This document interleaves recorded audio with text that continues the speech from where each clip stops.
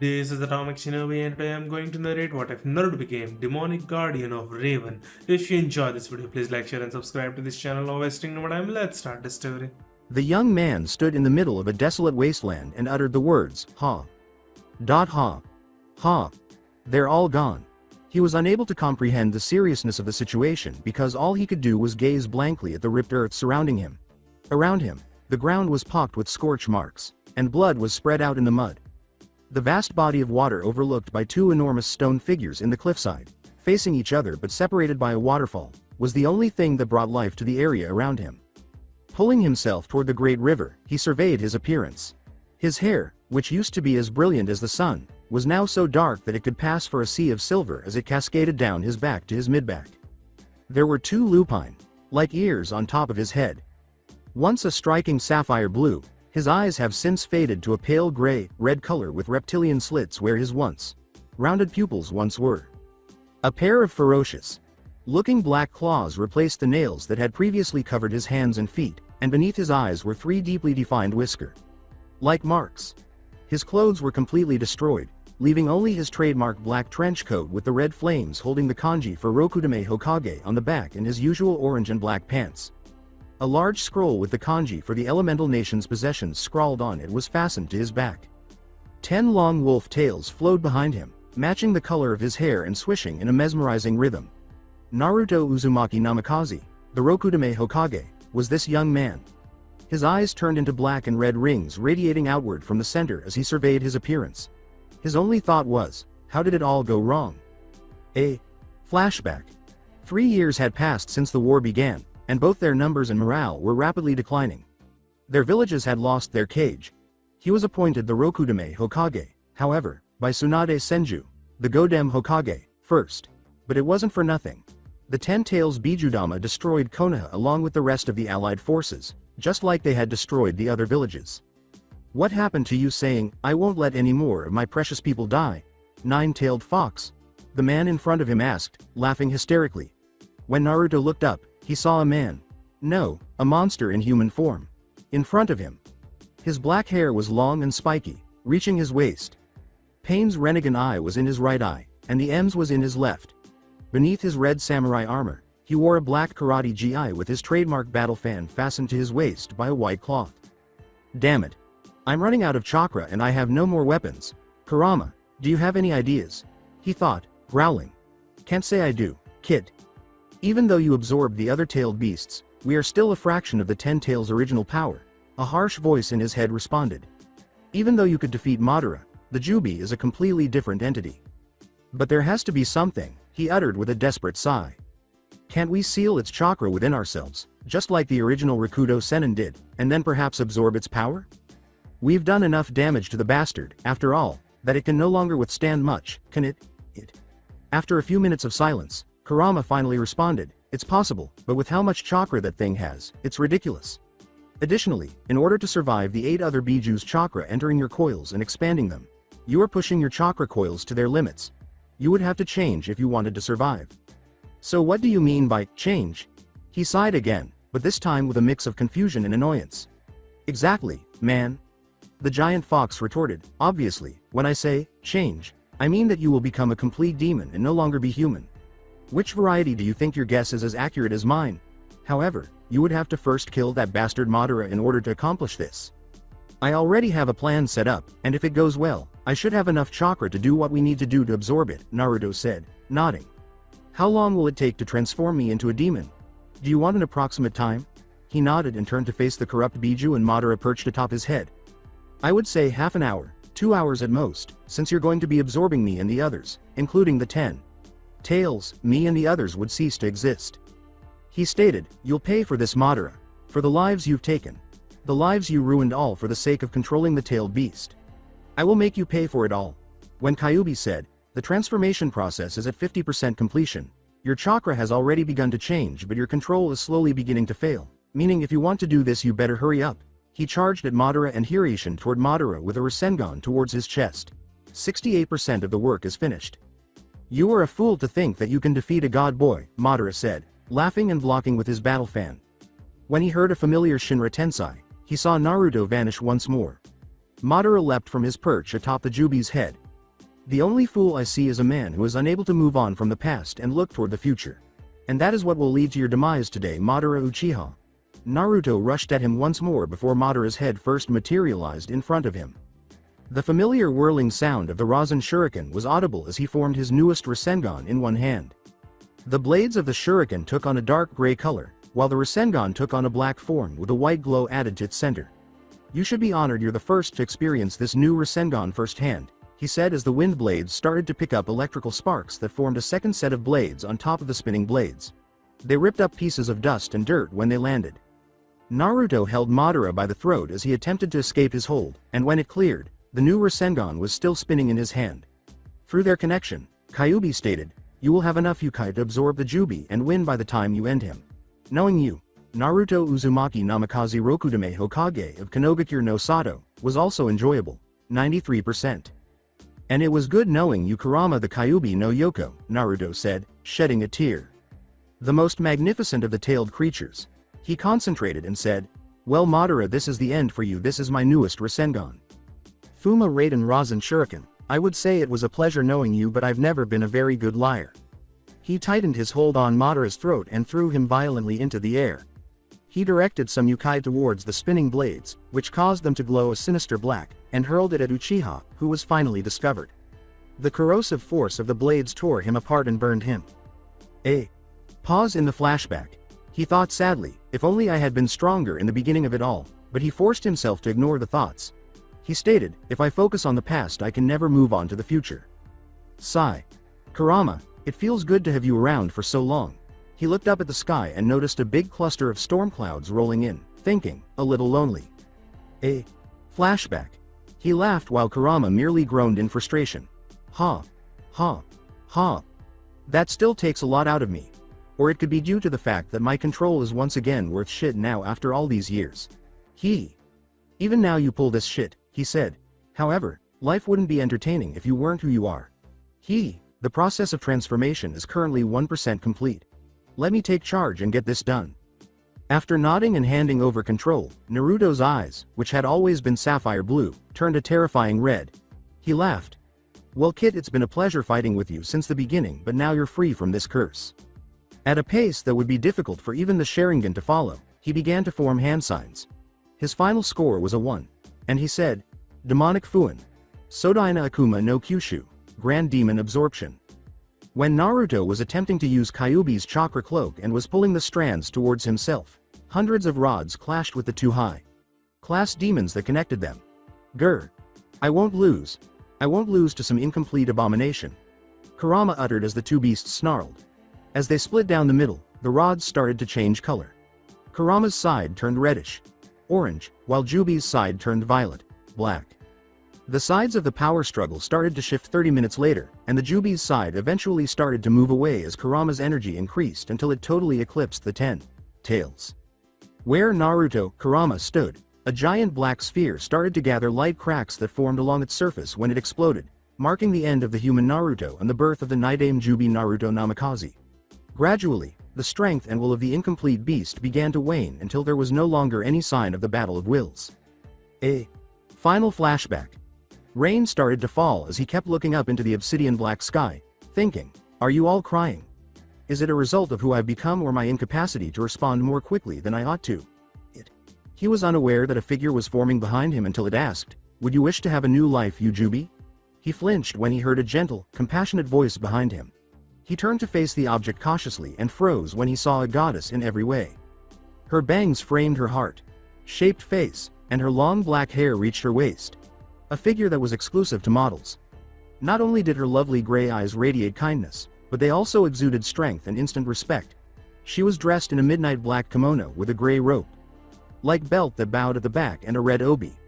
Although Naruto could sense the power emanating from her, it was overshadowed by the maternal compassion she exuded. He was asking carefully, excuse me ma'am, but who exactly are you?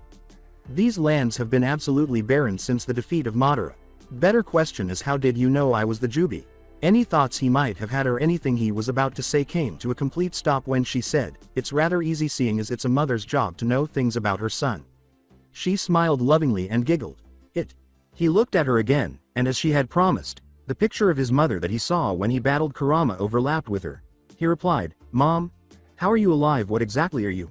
"Well, my son, you know there are multiple worlds that are a variation of this one. You do know that, right?" she said as he approached her slowly and embraced her after she opened her arms in a maternal gesture. He smiled and said, "Ye Saru.Og told me about that when I was little. At first I thought he was making all of that up, but the more he explained it, the more it seemed to make sense. With for every person there was a different world based on their actions and thoughts. But what does that have to do with you, Mom?" She laughed and continued, "Well, son, I am the main goddess of all worlds. As such, I've watched over you since you were a little boy. I knew the consequences that you would face due to the actions of your father. He always was one to take the smaller view over the big picture." The final phrase was said with solemnity. "Wait, you've been watching me since I was a kid? How come I didn't see you?" he asked after pausing after nodding. She laughed and said, "But I've always been watching you. Every time you were placed into the hospital from the attacks and you'd spend multiple nights if not weeks there, you'd play with that nice girl with the long black hair girl in the hospital. Or that older blonde woman who would let you stay at her home before the first invasion when you were too far from your home or it wasn't in any condition to live in." He said, "You were Hikaru, Shan and Ul.Nay." After pausing to think of those two youngsters, she grinned and nodded as she kept going. "I've seen how you were so alone and scared, with everyone who would glare at you and harm you.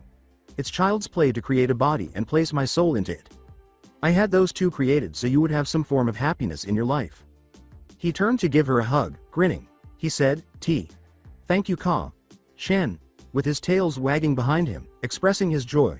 She continued to hold him tightly and say, "Son, I know that you are probably tired from the previous battle, but in another world parallel to this one, there is a powerful demon intending to conquer it. I need you to help protect that planet. If you're the goddess of all worlds, couldn't you just take care of this demon early?" he said, pulling back. She nodded her head and replied, "With me being the main goddess, it is against the rules set up by the council to directly interfere with the mortals' lives. That's why I couldn't have taken you with me when you were born and had the Kyuubi in you. Much like the other Jinchuriki's parents couldn't interfere with them. You all had a key role to the outcome of this world. Just as you have the key role to the outcome of the other world. Do you understand?" she asked after pausing. He grinned and nodded. "Of course, Ma. You're talking to the Naidame Rakudo Senin, Naidame Jubi no Okami, and the Rokudame of Kanobakir no Sato. I never go back on my word, that's just who I am." She grinned and said, "I know I can count on you, my son. Before I send you off I must inform you of all that's going to happen, and I have a few gifts to give you." As the two sat on the ground, he nodded and observed that she had erected a barrier around them and that the surrounding area was dry. He nodded and sat down as she imitated him. In response, she said, "I thought you might not have wanted to have this conversation standing in the rain." She exhaled and said, "To begin with, the reason of why I'm sending you to this new world is because a powerful demon by the name Trigon is going to attack that world sometime in the future with the assistance of some evil group who wishes to take control of the world. The people destined to stop them failed, with him not only taking over that world but other worlds as well. With your strength assisting them, not only would you stop him, but that evil group in addition. Joy another take over the world group. You just love torturing me, don't you?" he said, groaning as he nodded. She cracked up and replied, "It's possible, but I know you can do it. You mastered the Hiraishin, which just so happened to be a bloodline you and your father hold. The only reason why he used the Kanai is because the bloodline was incomplete with him but finished itself with you." His expression made her laugh out loud. "The Hiraishin isn't a jutsu but a bloodline? In his notes it said it was a space-time ninjutsu?"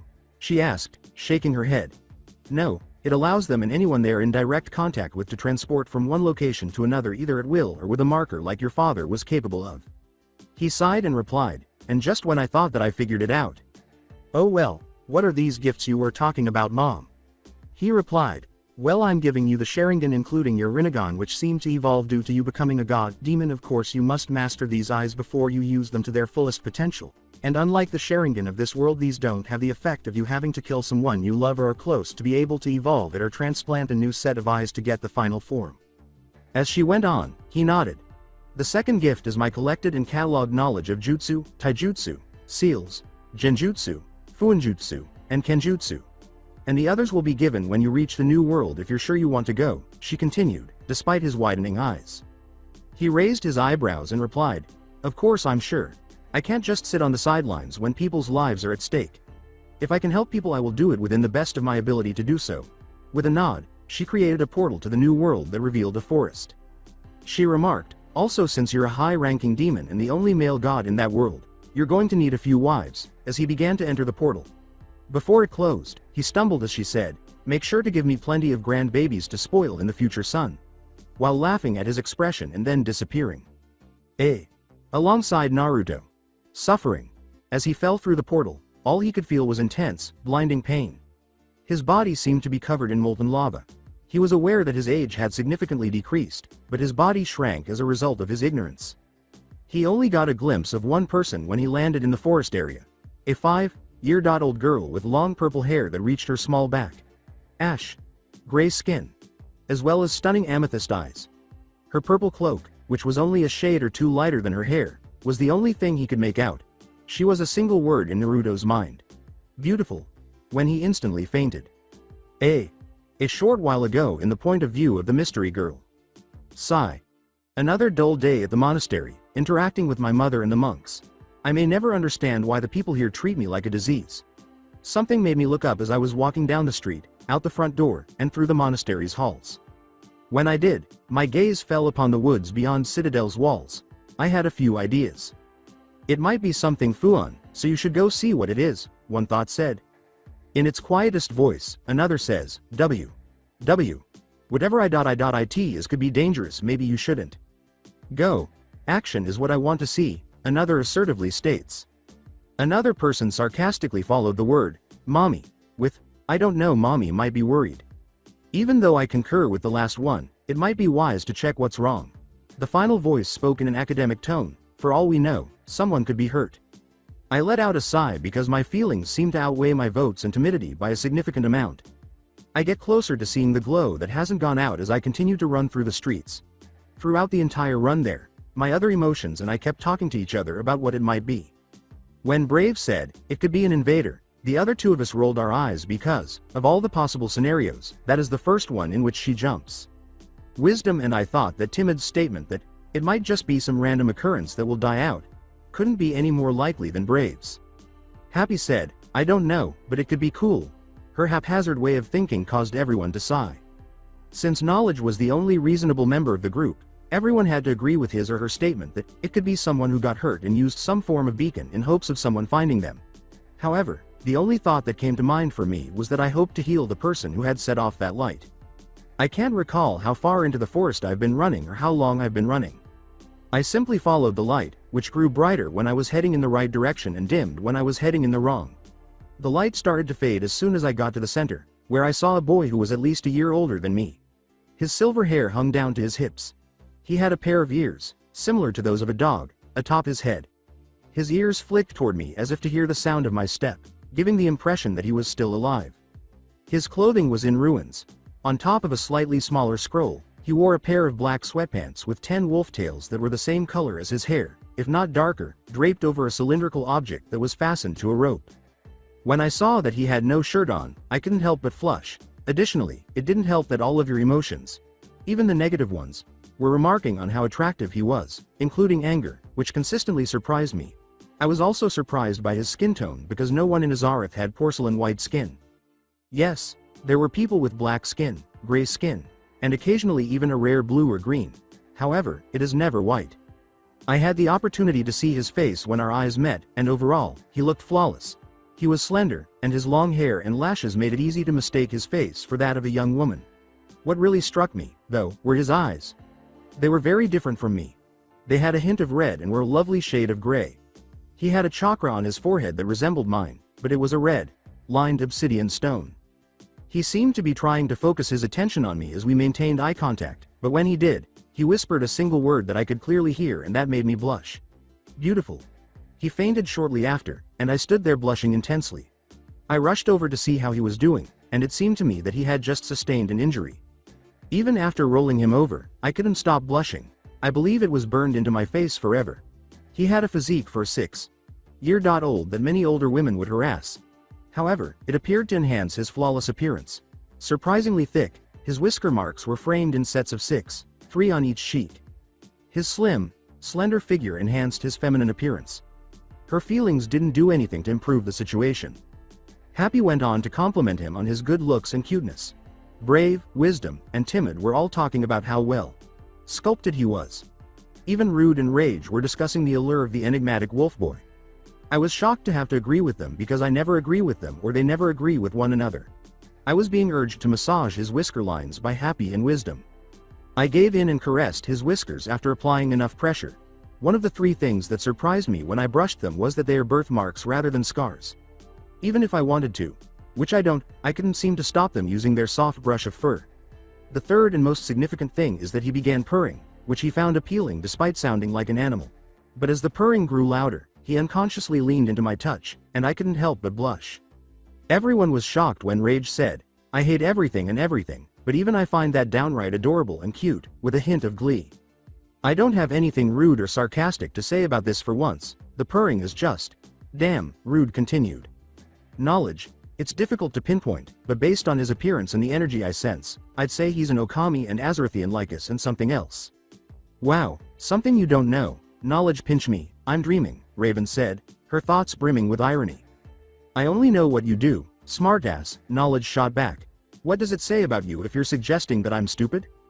The only person who seemed to notice the enigmatic boy's lovely remark was Brave, who remarked, "You. Am I the only one who caught on to that beautiful comment he made?"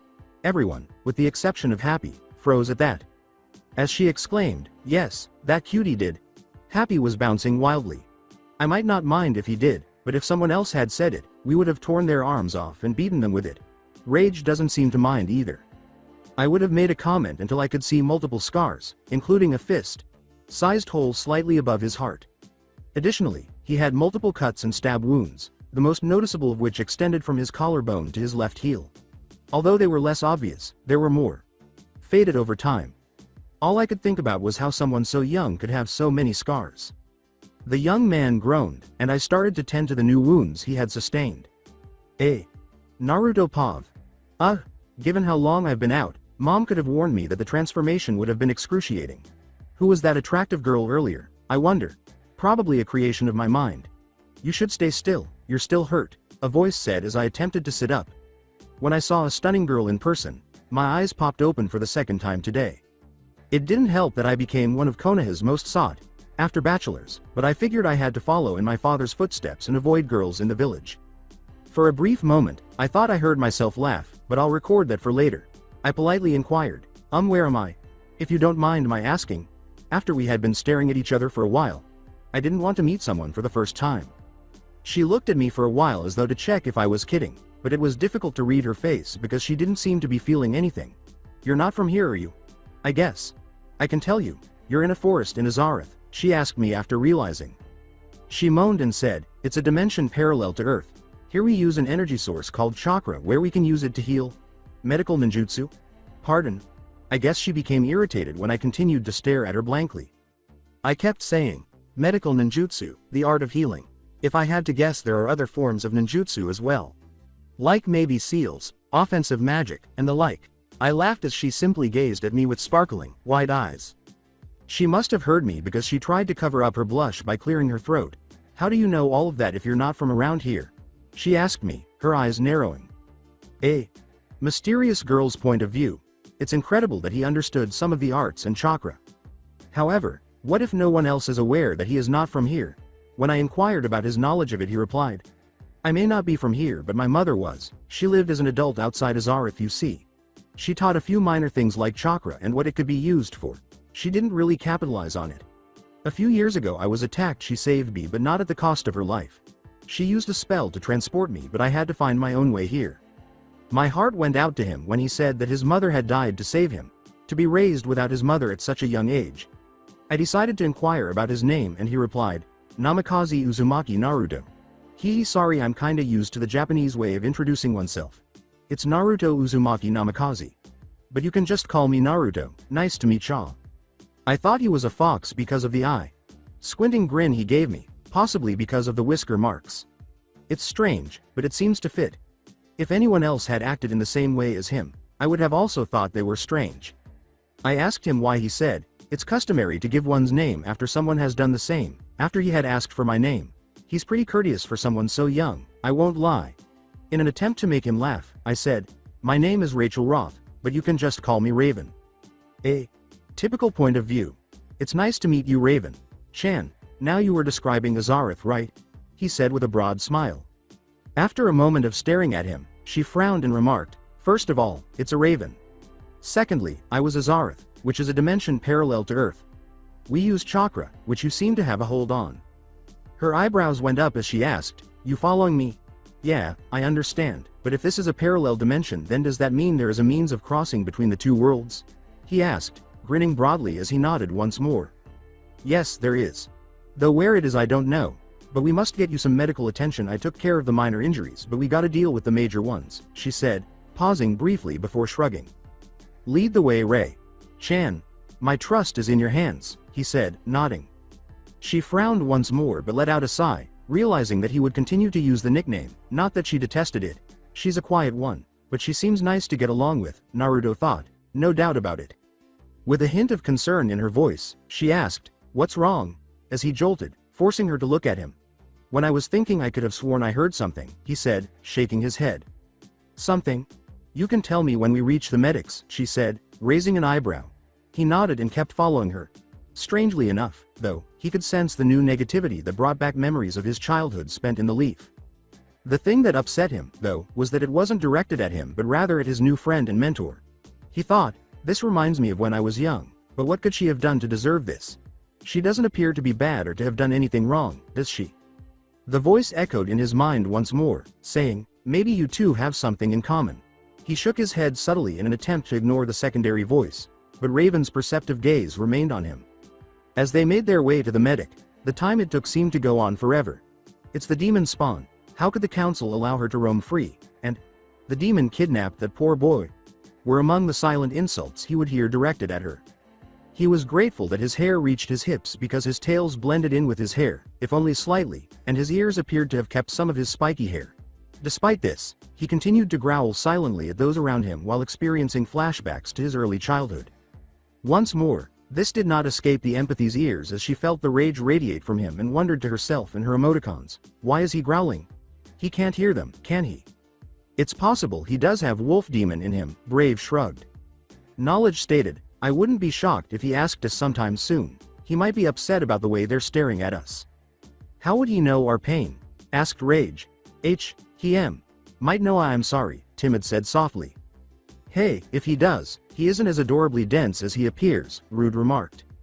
She simply sighed and assumed she would learn when they got to the medic to examine him, which she was already doing to her emotional delight. However, Naruto was aware of this because of his acute vision, and he couldn't help but laugh. When the two finally arrived at the medic's center, the front desk receptionist noticed a boy who was somewhat pale, had a slight tan, and had adorable whiskers. She had to fight the urge to call him cute and give him a rub, but when she saw Raven, she said, "What do you want, girl? You may be welcomed in the temple but you're not welcomed here, go home," spitting out the word, "girl," as if it had left a terrible taste in her mouth. Despite Raven's best efforts to conceal it, she felt a chill of fear because of his shinobi training.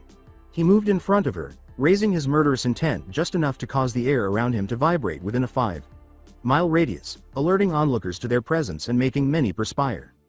"Actually, madam, I was injured when Raven Chan here found me in the woods. You see, my mother was born here but left and married my father and gave birth to me. She and I were running to a safe point to where we could get away, but she was already nearing death and my injuries were too severe to get me to the portal on my own strength.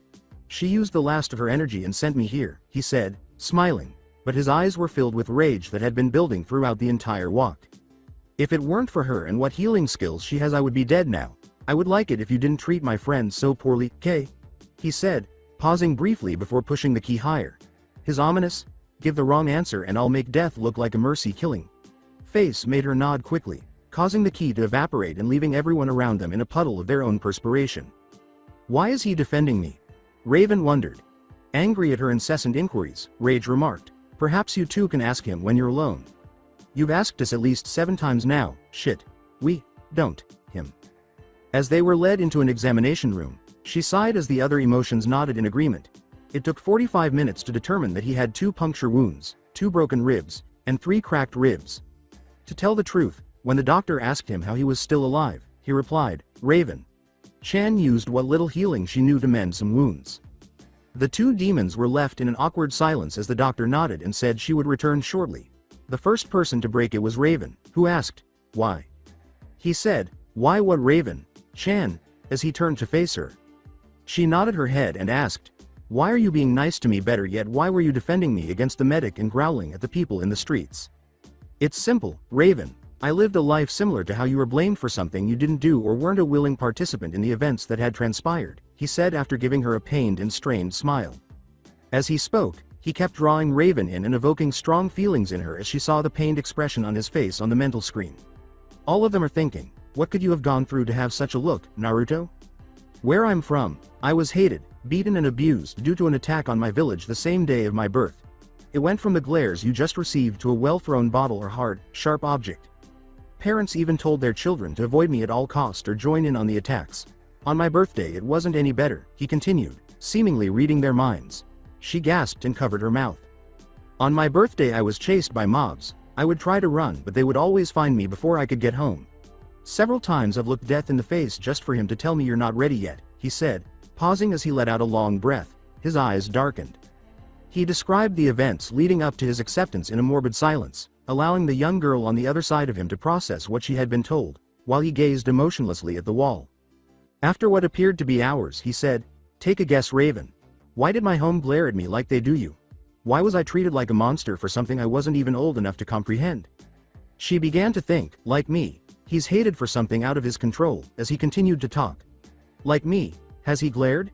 And he exuded a familiar energy. She said, pausing as her feelings grasped the conclusion of his tale. You're a demon like me, aren't you? She asked in a quiet voice, uncertain of how to react to this revelation. Ding ding ding, give this beautiful young lady a medal for getting the answer in one. He said, grinning slightly and tapping the tip of his nose. Her prize the full history of my life before I came here one day in the future. At that statement, he can't be any older than I am, a year or two older, she arched an eyebrow. How much history could a 6-year-old have? She asked. When the doctor came back and said, well, mister, I didn't catch your name, young man. She put that bit of information away for a later time to ask her for him to ask about her to refute. He laughed and replied, well ma'am, my name is Namikaze Uzumaki Naruto, at your service. Now you were saying? She smiled and replied, oh yes, well you're free to go, young man, but you should take it easy, though it seems you don't have any records here in Azarath as far as I can see. Do you have anywhere to stay? Yes, I have a small hut to stay at, that will suffice for the moment, Mrs., he said, nodding his head. Monroe is fine, Naruto, she said, giggling much to Raven's unidentified wrath. Yes, thank you, Monroe-san. I should be fine. Thank you, he said, nodding. When Raven asked, you don't have a home. Why did you lie? She nodded and turned to leave the two young demons alone once more. Well, I do have a home, but it's not built here in the city and a prepare at your leisure sort of home, he said, meeting her gaze. Why don't you show me then? There is still so much that isn't known about you, she said, raising an eyebrow suspiciously. All right, follow me back out to the woods, I just need to get my scrolls back, he said with a laugh. He nodded and hurried to where the doctor had put his belongings after she said, fine, just hurry up, I've got stuff I gotta deal with. After retrieving his belongings, he and Raven headed back to the forest where she had first discovered him. You might want to step back a bit, I don't want you to get caught in the backlash, he said to her from behind after grabbing the moderately sized scroll. She nodded without questioning him and retreated a good 20 steps until she was within the tree line. She could see some intricate markings on the inside of the seal even though it was quite far away from her. She began to wonder, what is he doing and what is with those hand gestures? I've never seen those before, as he began to make strange hand gestures. Knowledge said, we're just going to have to wait and ask when he's finished. Raven nodded and silently waited for him to complete the lengthy series of gestures before saying, unseal. Before she could move forward, a massive cloud of smoke and a strong wind caused her to momentarily lose her balance, forcing her to cover her eyes. She was surprised to see Naruto holding the same scroll from before and in a state of some kind with a swirl emblem at the door when she was certain she could look again. Care to come in for some tea? He asked, turning to face her. I'm sure you have a few questions to ask? She nodded and trailed behind him, asking herself, why do I feel like my life is about to change? The other emoticons could only shrug in agreement. Welcome to my humble abode, Raven. Chan, Naruto said as he moved aside as they entered the estate. To put it mildly, she was amazed by the interior of the house. It featured a moderately sized love seat that could accommodate 2 people. Adjacent to it was a moderately sized black, U-shaped couch that could accommodate multiple people lying head to foot. A respectable HD plasma screen TV was situated in front of it, affixed to the wall above an antique school fireplace. A picture of a man who resembled Naruto but lacked the whisker marks and had spiky, sun-kissed blonde hair and deep sapphire blue eyes in place of the long silver hair was placed next to the television. With her feminine body, the woman he was holding more closely resembled Naruto. Her hair color and length were identical to Naruto's, as were her eyes. As Raven kept looking around, she thought, must be his parents because he looks like a mix of both of them, they look so happy. They discovered multiple bedrooms, each with its own bathroom, as he continued to show her the area. There were 3 bathrooms outside those rooms. A sort of library large enough to accommodate the Azerthian library. Both the dining room and the kitchen were fairly spacious, though they appeared to have been abandoned for a while. Then she saw a big door with intricate scrolling that made her wonder what was inside. There was a guitar on the wall beside the love seat. How did you do all this? It shouldn't be possible, she asked him after the tour. He laughed and said, chakra.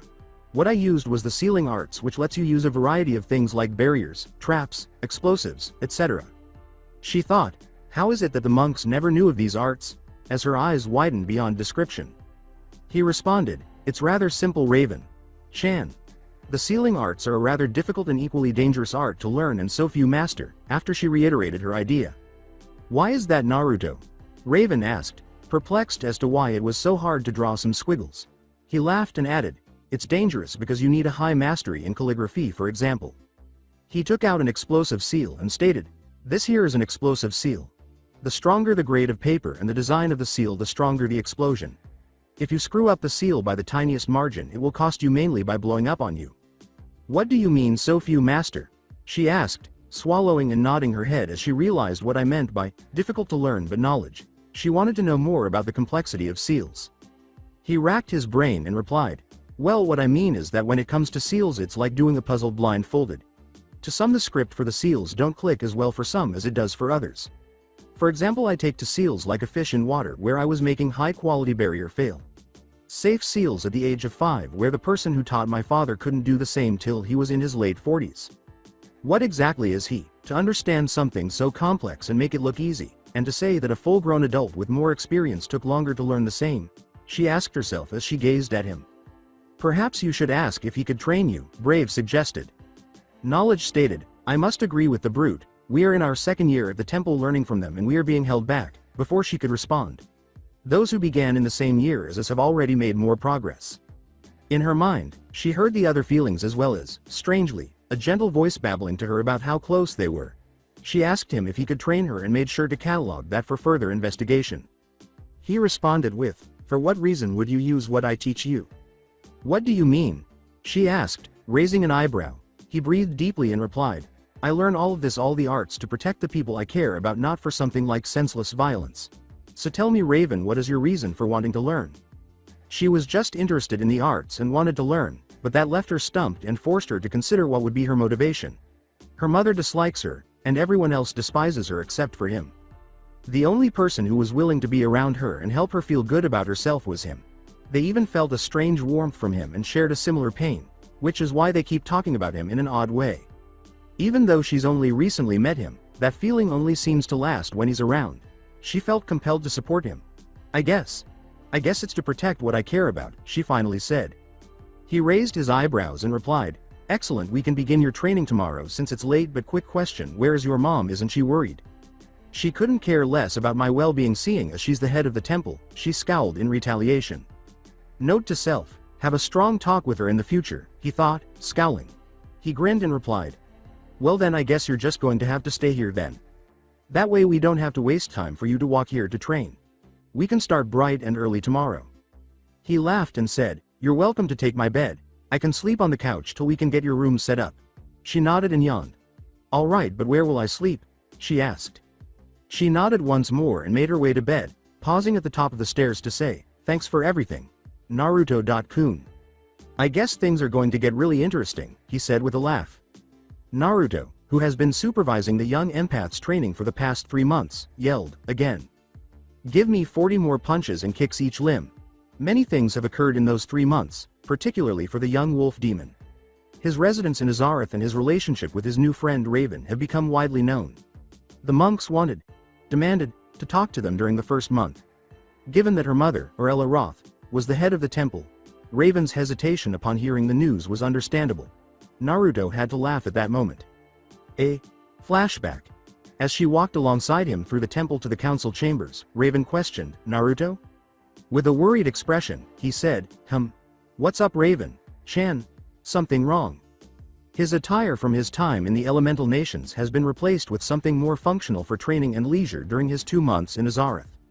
His pants were black with 3 belts, one of which was a gray wrap with a red X across the front, and he wore black slipper-like shoes with a red and white lining.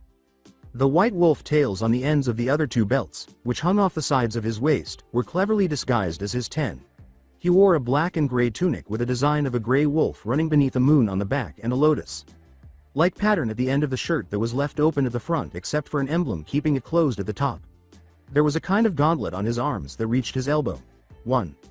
With the exception of their training sessions, Raven continued to dress as she had when they first met.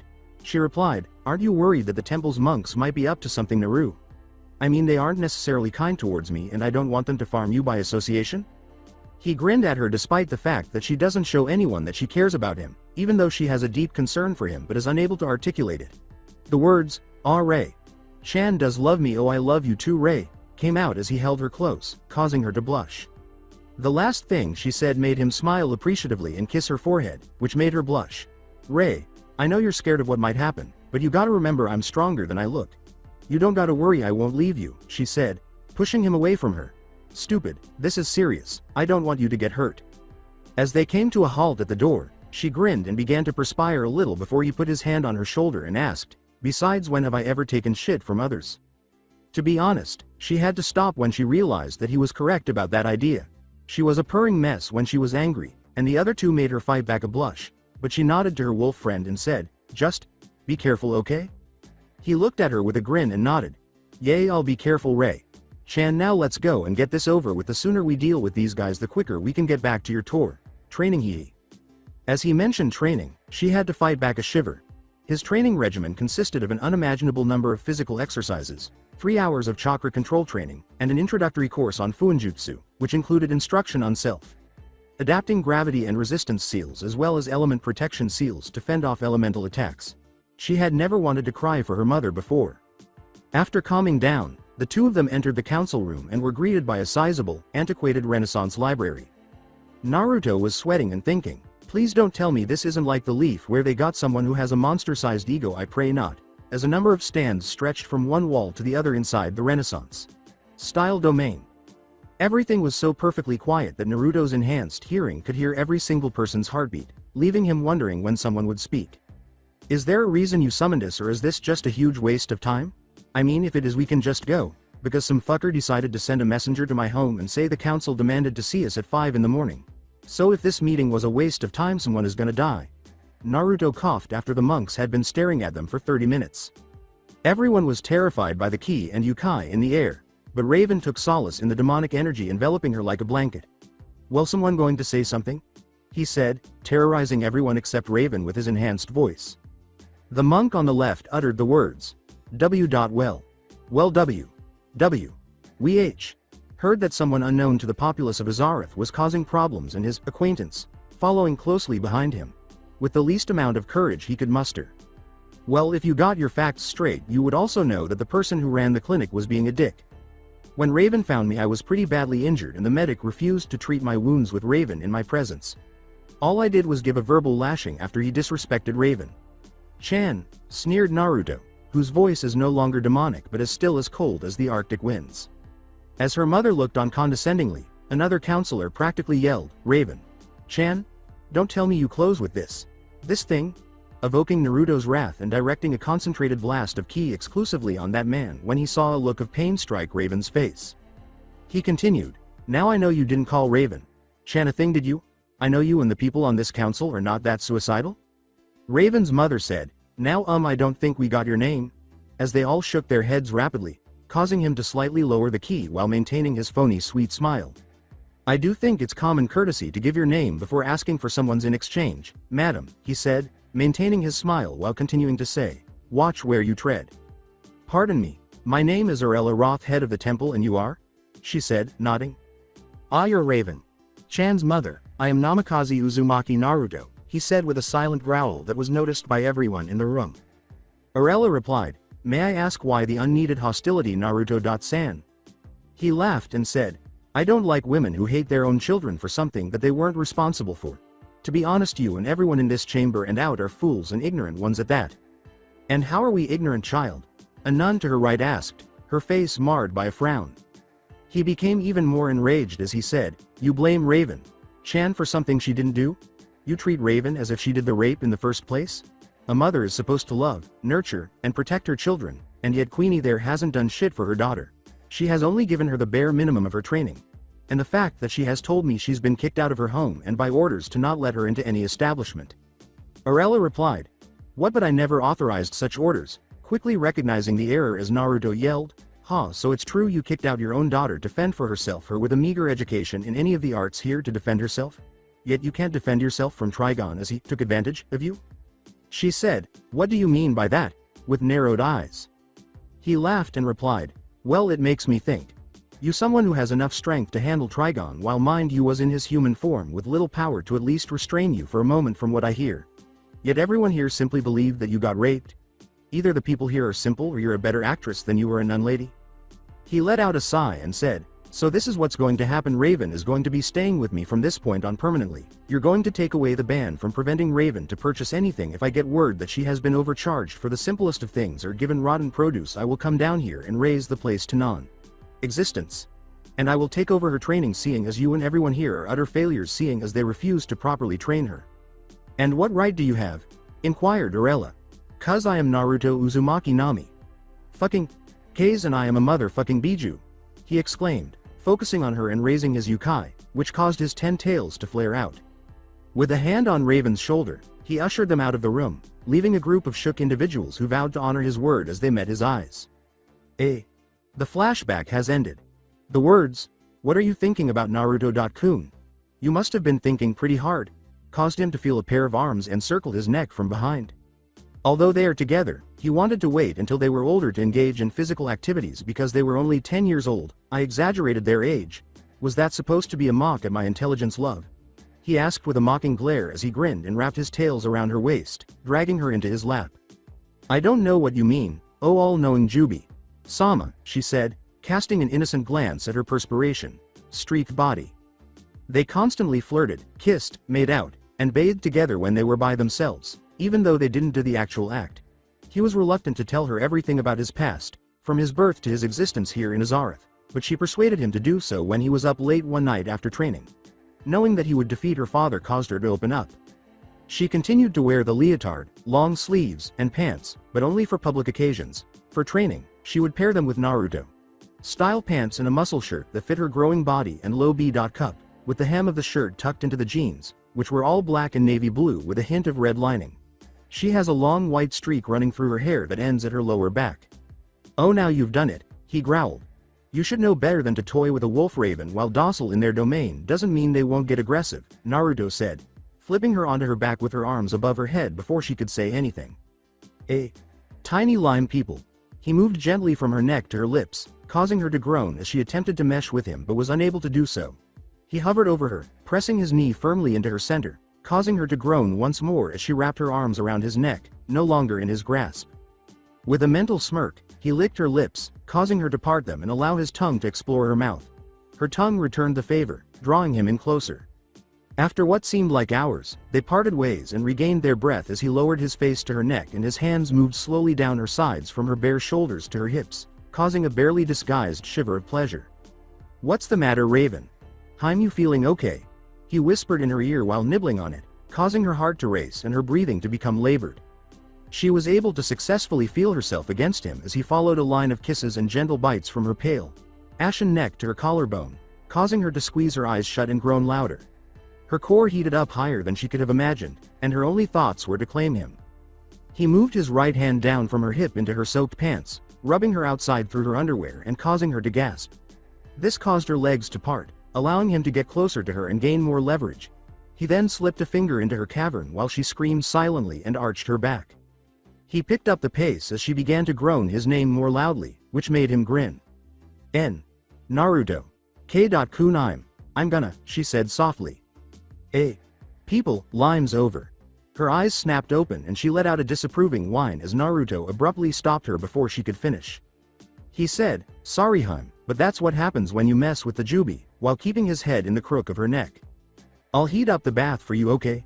he said as he peered out the door after getting up and making his way from their training ground to the house while whistling. The others laughed as I growled in exasperation, but all I could do was nod weakly as my body burned from his earlier enjoyable ministrations on my person. "Haha, very funny now. Can one of you heal me? My body is numb from his touch. God, I love that man," I thought to myself. "I just don't see why you don't take him to his room or ours and lay him," Brave remarked. Happy and Shy nodded. Knowledge whispered lovingly, "Or at least ask him to sleep with us from here on nightmares from our bastard father or no." Raven's perspective. "Damn, he really knows how to get me. God, I want him," I thought to myself as I watched the person I love, the only person who has supported me through everything I've gone through here, enter. Since I live with him and have a romantic relationship with him in addition to the SSSSSEXXXXXX. Happy and Brave was sung in a song voice, which made my already hot body feel even hotter. I swear, for the 8th time this month, I heard a tree being uprooted. You and I are not to blame for loving him. In her no.it.all tone, Knowledge said, "He protects us, loves us, and treats us with appreciation." Yay, and the fact that he has the physique to make any girl which it has weak in the knees, Rage remarked after Naruto taught her how to use her demonic power, or Yukai, as he calls it, to completely expel my father from her and destroy their relationship. The white streaks in my hair would be evidence of my own demonic blood. "He truly is a wonderful and loving mate," Timid remarked, rudely nodding in agreement. Love remarked, "It's great that we have such a wonderful man, but from what you've read in his study, strong beings like him need more than one mate. I know we will get along with him. As long as they know we're the top bitch and bears his children first then and we get along with them, then I've got no problem." Rage quickly added her own thoughts. "We've been with him the longest, so if anyone gives him a child first, it's me. But with these lustful bitches staring at my man like Naruto does when I make ramen, they make a strong point." As she and the other emoticlones felt Raven continue to try and fail to calm down her prolonged orgasm, Love remarked, "That wouldn't be so if you lay your claim on him now before these girls get desperate." "No, I promised Naruto that we wouldn't do any of that until we were older," Raven said feebly. "Now, can one of you at least heal my body? He kind of made me numb." Another shudder went through her, causing her to groan. "One Ray, he's at least in his 20s even though he's 10, Brave said in an attempt to inspire her. "However, if you pull the pull out of our toned ass and ask to sleep with him going forward, I will." After I was able to stand up, I looked at my ass and said, "Okay, while I won't dispute that it is nice, firm and still growing rather shapely, why bring it into discussion and why are you all even bugging me about Naruto?" Even Timid snarled at me and purred at him when we swam in the lake, which isn't typical for her, but you were all okay with me going at my own speed. I muttered, shakily regaining my balance, "At least I have a reason to change clothes," as I noticed the large wet stain in my crotch. I could feel the heat in my core cool. "It's for a few reasons, Raven. 1. He's our unofficial mate until we perform the act. 2. We love him just as much as you, but let's be honest, you've occasionally kissed and cuddled while watching TV. Additionally, he shares your bed when you have nightmares about your father that you have purged, which is extremely stressful. You're hitting your mate cycle, girl." My ear was roared with knowledge. I moaned softly and said, "Okay, first OWWWW," with my ears ringing. "Second, even though I know it's mating season, why do you think I've been doing it myself for so long? His scent alone arouses my desires, but his treatment of me doesn't make the situation any better. Then if you want to wait, then at least do things orally. Then hell, in terms of demons age, you're old enough for that, so in the eyes of humans it's frowned upon, but with demons it's an everyday thing. But just sleep with him, and no, not sleep with him," Rage remarked. I said, "I know, but damn it, I don't want to rush things, you know," as I made my way to the house and up the stairs. With a sigh, Knowledge said, "Look, Raven, let's be honest, you've managed to stave off your heat through self-care or make-out sessions with him, but at most, you have a year or 2 years before you go crazy and take him whether you're ready or not." Hearing the bath water running made me sigh with pleasure and frustration. I thought, I love that man, but fine, I'll talk to him about this, okay, if he is willing to stave off my feral desires till I'm ready to reciprocate, okay? I know I shouldn't be staring, but I adore Naruto's body and the 2 particularly long scars that run parallel to each other down his sides from the collarbone to the heels of his feet. They all nodded in my head as I saw Naruto without his shirt. After saying, "Well, your bath is all heated up, Ray, enjoy yourself," he turned to face me and kissed me before leaving. Standard POV. Naruto said out loud, "Man, what to cook for dinner tonight?" as he made his way to his room to use his bedroom shower for a bath. "Boss, when are you going to claim your mate?" a voice in his head said. "I told you Temperance, when she is ready to, I will accept, I won't force her," he said as he entered the shower once it had reached the proper temperature. Naruto was drawn into his mindscape after the first month of his stay in Azarath, where he encountered multiple identical versions of himself dressed and colored differently. White represented temperance, virtue, gray represented sadness, green represented wisdom, black represented vengeance, and red represented fury. Several others were present, but they usually keep to themselves. In any case, Temperance remarked, "I know King, which is why she loves you. You respect and honor women. I can't help but wonder when the cycle starts. I want to be prepared to keep me from jumping Raven Chan," he thought, laughing as he rinsed the soap from his hair. "You have 2 years before your will breaks and you jump her, even though you two do your recreational activities that temporarily satiate your lust for each other," Wisdom said, adjusting his glasses. Naruto nodded and said, "Thanks Wisdom. Any suggestion as to what to make for dinner?" As soon as those words left his lips, every emotion in his mind roared, voicing what he should make and arguments going on between an emotion's polar opposites as they clash sometimes in three-person brawls. His body started to radiate steam, so he sighed and ignored them as he left his bathroom, drying off with a combination of Kaden, fire release, and futon, wind release. He placed on some baggy black sweatpants that barely hung at his waist, drooping slightly, with a gray muscle shirt tucked into the pants. He thought, "Raven's mastered the intermediate physical training schedule earlier than I had anticipated. Now I gotta get her real training regimen set up.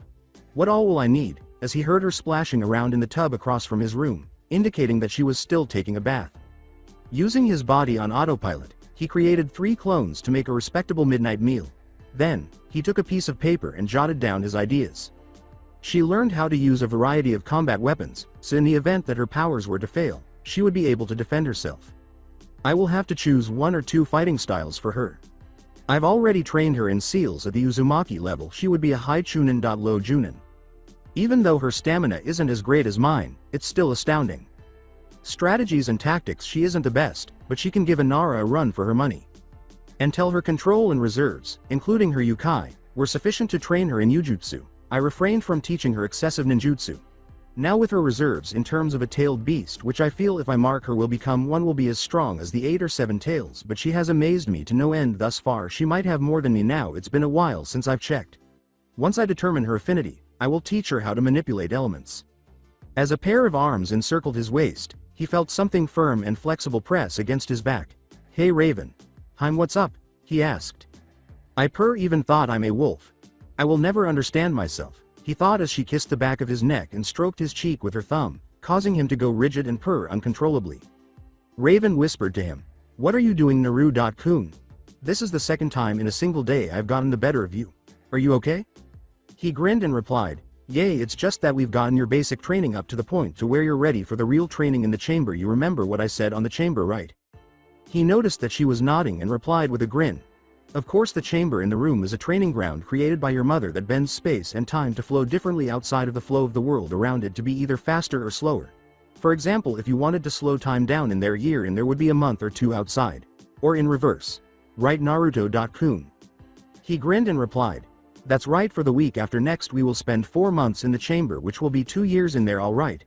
Although my mom seemed kind of vague as to certain things like how we would age if we're outside of the world's control of time." "Okay, so what all will I be learning from my sensei?" she teased, grinning. He gave her the papers and used his emoticons, 3, 2, Oni, to think as he waited for her to answer. "What is all of this? The gravity and resistance seals are going to be advanced by 4 levels. 0. He grinned and replied, "Well, love, the chamber's gravity is already greater than Earth's by 3 times. Thanks to your demonic blood, your already body is going to adjust to the difference in gravity." When he turned around, he saw that she was wearing one of his oversized white shirts, which hung off one shoulder and reached just below the hip, giving him a glimpse of her red underwear.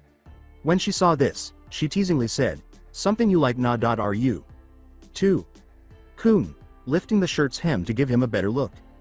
"Always do, but dinner is ready, so let's eat. Made your favorite to celebrate your completion of your basic training, even in the arts the monks teach," he said with a gentle growl as he grabbed her waist and pulled her toward him. Raven is familiar with her lover, but the act itself is easily forgiven. However, the monks and, consequently, her mother are on the shit list, with her father coming in second, her mother first, and the monks third. The words, "Even though he is a monster who ruined your life, he did one good thing that made him okay in my book by a degree. He made you my dark angel," were what brought the two of them together when she questioned why her mother took first place while her father came in second. They ate in quiet comfort, watched a few movies, and cuddled on the couch until it was time to go to bed, but Naruto seemed to be thinking about something or worried about something the whole time they were together. He kissed her as they arrived at their rooms and said, "Naruto-kun, can I sleep with you from here on? I can't sleep without you near me anymore."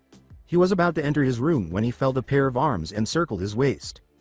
Naruto was 4 feet 9, while she was 4 feet 7.4 feet 6. He grinned as he turned around to face her, having to look down a little because the top of her head touched his chin. "Of course you don't have to ask Raven. Chan, you know that," he said, placing his hand on her chin and tilting her head upward. He brought her lips to his and gave her a quick kiss before saying, "Let's get to bed, okay, love?" She nodded and buried her head in his chest. She then went into the bedroom and lay down in the big king-sized bed, her head resting on his chest directly over his heart as if she were listening to a gentle symphony. "Good night, Raven. I'll see you in the morning," he said, giving her a gentle head rub. The words, "Goodnight Naru-kun, see you in the morning," came to her mind as she looked up. A summary of the week. Since he had Raven deactivate the gravity and resistance seals, the two spent the week simply unwinding and assisting Raven in adjusting to her body's changes. Although her strength isn't as great as Tsunade's, she can still destroy a decent-sized building with only minor injuries thanks to those seals. She can run half as fast as Lee could without them and as fast as he could with his weight on. However, Naruto doesn't experience mental overload thanks to the shadow clone training method, which they discovered helps her in her medical training. She can heal anything up to a severed limb, which came in handy when Naruto accidentally removed his hand during training. Don't ask. She just laughed at his error for the remainder of the week. However, she can't heal almost anything like Tsunade once could. The following week.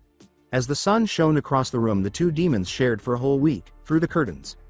The new lord of the Biju groaned, blinking drowsily and agitatedly as the rays bent across the room, thinking, "One day I will destroy the sun even if it kills me." "You seem a little too dramatic, don't you?" Happy's upbeat tone caused him to groan even more. "You know that I've never been a morning person, or a night owl for that matter," he thought. Unknowingly pressing herself closer to him and pressing her growing chest against him, Raven muttered, "MMMH. More Naru-kun," causing him to blush and laugh. He complained, "Oh, stop talking, I don't want to move anymore, damn it. What should I do?" Temperance said, "You could always just stay there till she wakes up," and he nodded. He was always the early riser who brushed his hand through the sea of purple and white after hearing her moan, so he did that and waited for an additional hour. He had woken up at 5 in the morning. She blinked drowsily as she stirred, feeling a cozy warmth and something caressing her. When she looked up, she fully awakened to see the man she has been in love with for the past 2 months staring at her with a smile and love in those gray-white eyes. "Morning. How long have you been awake?" she said softly as she shifted until her stomach was on his and they were facing each other. "Not too long, at least half an hour. I was just so comfortable I didn't want to move," he said, grinning and kissing her gently. "So we're going on that 2-year training regimen today, right?" she asked, grinning as she adjusted herself to straddle his stomach with her thighs firmly gripped to his sides. "Yeah, so you might want to pack some stuff for that you can do during breaks like books or something," he said, placing his hands on her waist. "Okay Wolfie, but what if that something is right under me?" she said with a seductive smile as she bent down until they were face to face. He laughed and said, "Well, I guess we'll just have to wait, huh love, but what makes you think you can handle me?" "I know I can handle you because I'm the only one who knows you Wolfie," she smirks, flashing her sharp fangs as she approaches his neck and grazes it with her teeth, causing him to groan. He laughs, thinking, "Yes, she does." Happy ignored them and gave her a quick kiss, saying, "No shit, she knows everything about us, including your favorite foods and things to do when you're bored." He let out a sad sigh and said, "Love, as much as I would enjoy being with you like this, and I can't believe I am saying this, but we gotta get ready or we're never gonna start your training." "Damn, and I was just getting in the mood," she said, pretending to pout. "Hey, play your cards right and maybe just maybe while we're training you might get a reward for being a good girl," he said, laughing as he sat up with her in his lap and kissed her once more. After giving him a kiss and a lidded smile, she hurried to a shower, leaving Naruto in his room to take a shower and make breakfast.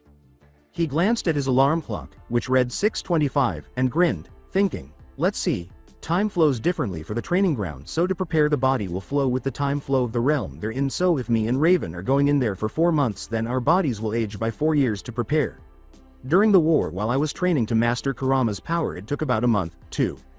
I still haven't mastered my own Yukai, he thought as he paused in the shower. I mean, I can use 4 tails worth of power without losing control, so I got to work on that. After taking a shower, he looked in the mirror and activated his eyes, which were purple with 6 rings that coincided from the pupil outward, and red with the standard Sharingan eye, each of which had 1 tomo spinning idly around the pupil. What does it do? He asked. The Sharingan slows down time for the user and allows them to copy anything they see. They can also create ocular illusions and use Amaterasu, Kamui, Izanagi, Izunagi, and Susanoo in addition to Tsukuyomi. Although the Rinnegan allows the user to control gravity and the elements, I'll have to proceed cautiously because I don't want to act carelessly with these new eyes. He packed similar clothes in various colors into a moderately large duffel bag after changing into a red version of his old attire. He smirked as he walked over to the study and saw a huge stack of scrolls containing taijutsu, genjutsu, ninjutsu, kenjutsu, fuinjutsu, and medical ninjutsu. He sealed them all into a big scroll and used chakra to attach it to the small of his back. While traveling back, he started preparing breakfast, which included a variety of toast, sausage, pancakes, orange juice, fruit, and many other filling options. While he waited, he started outlining Raven's training regimen, which included Raven's training regimen years 1 to 2. By the end of the 2nd year, she will have increased her reserves from High Chunin to at least that of the 3 tails through ninjutsu, chakra control, and the addition of chakra suppression seals. Taijutsu. Find a suitable taijutsu style or styles for her, work on her natural flexibility, and increase weight and resistance seals to increase her speed, strength, and stamina. Medical ninjutsu. Teach her how to use medical supplies, such as scalpels, needles, and etc., and human anatomy to advance her training in the medical arts. In kenjutsu, she will continue to practice throwing weapons and learning how to counter them. Years 3 to 4 fuinjutsu. Improve her speed when performing the seals and raise her level of proficiency from Uzumaki Chunin to Uzumaki Elite or higher. In close combat, taijutsu. Further advance her master. Ninjutsu. Increase her hand seal speed and reserves from 3 tails to at least 6 tails. She should also work on her handles and seals and be able to use her chakra skills more effectively. Yukai training. Assist her in mastering her demonic chakra so that she can take over Trigon's power and transform it from the 2 tails equivalent to at least the 4 tails. Hey love, eat up, once we're finished we can head out to train, he said as he examined her training schedule and heard a seed grind against the hardwood floor next to him. She nodded and piled her plate high with a half-mile high stack of pancakes with syrup, a few dozen pieces of bacon and sausage, some eggs, and several slices of toast slathered with jelly. Let it be known that because of the demon's unusually high metabolism combined with Naruto's training from hell, she has turned into a bottomless pit just like Naruto, who had twice as much as Raven. Naruto remarked, well Raven, you got everything you're going to need for our time in the chamber because it's going to be some time before we get back. After they had finished their banquet style breakfast and noticed the kitchen clock read 7:25. Well, let's get this show on the road, she said, nodding as they approached the door with a massive seal across from it. They shielded their eyes as they waited for the light to fade after he applied chakra to the seal, which caused the room to glow with a blinding white light. When the light dimmed, the door was no longer sealed, and Naruto opened it, saying, well, let's go, these next 4 years won't wait for anyone. Walking through with Raven at his heels, to disappear from the world for 4 months. Within the training area, Naruto and Raven were astounded by everything about the training ground, including the enormous phosphorescent tree in the middle of the enormous lake, which led them to believe that they were inside some kind of cave. A few yards away was a large house that was slightly smaller than the one they had been in for a few months, and all around the cavern were average-sized trees that, although not as bright as the one in the lake, still had that faint phosphorescent glow that gave the area that soft sea green glow. If they looked up, they would see rocks floating high above them. 3. The world's gravity struck them both quite forcefully before they realized it was at least 3 or 4 times that of Earth. Raven was the first to express her awe, saying, it's beautiful here. So peaceful. He was too overcome by the wonder of the surroundings to do more than nod in agreement. The tree was the main source of the natural energy in this area, radiating it at such high levels that it was felt in every molecule in the air, the water around the tree, and the ground they were standing on. Naruto looked at Raven and replied, Well, let's go take a look at the place we'll be staying in for the next 4 years. Love, from what my mom told me about this place, the supplies within stay stocked, so we don't need to worry on the food shortage or if it's spoiling with us around, huh? The idea that the two of them could eat several restaurants until they went out of business and still have room for seconds made her stifle a snort. They started to see more of the house as they moved closer to their makeshift residence for the ensuing 4 years. The two of them could use the indoor and outdoor hot spring baths that were located outside the house. The entire house, including the indoor bathhouse and the areas where their rooms were located, was a replica. The rooms were only marginally larger and had larger beds. As they arranged their clothes in the dresser in one of the bedrooms, he turned to Raven and said, "Well, Ray, we have 4 years, so let's start this training regimen, okay?" She gave a quick nod and grinned slightly, thinking, I wonder what we're going to be doing for the next 4 years. If it's an improvement from the previous few months of training the fundamentals, he's going to be doing the serious training, which means he's going to have us learn a fighting style or more, increase our stamina. Wisdom shrugged. He will improve our ability to control and store chakras, determine our elemental affinities, teach us jutsu outside of the elemental properties, and help us become more proficient in medical jutsu. The same is true of fuinjutsu. We are familiar with the fundamental seals, such as suppression and barriers, and he will most likely teach us the more complex ones. And he may likely help you train in controlling your demonic energy. Rage and the others nodded as she said, we already can control it to a near total unison for a couple hours before we fall back into our rage. He might also assist in concentrating on a weapon or weapons so that we can defend ourselves in the event that our powers fail. As she finished putting up their clothes, he said, okay, let's get into our training gear and head outside and get these first 2 years over with. She and the others had to agree with their reasoning because they already understood the fundamentals of their training. Nodding, she picked up her training attire, which included a tight navy blue sports bra and what Naruto refers to as anbu styled pants, along with a pair of sandals. She then ran downstairs to find him waiting for her outside under a tree close to the house. All right now, Raven, as you know, over the last few months from our time in Azarath I've been training you and I have been grading your skills by the way my world graded someone's skills, he said, opening one eye and shutting it again. The words, and these are your rankings accordingly, were spoken as he produced a scroll and threw it to her. When she opened them, the scroll said Roth, Rachel, Raven.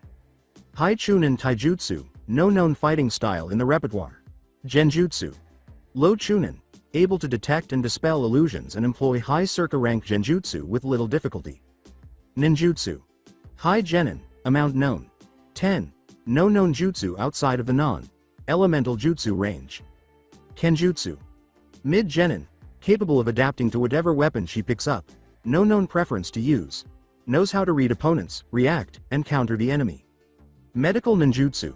Low Chunin, capable of using a number of high ranking jutsu, capable of healing all external injuries as well as some internal ones, and well versed in medicine and poisons. Uzumaki Chunin is proficient in both basic and advanced fuinjutsu. Endurance.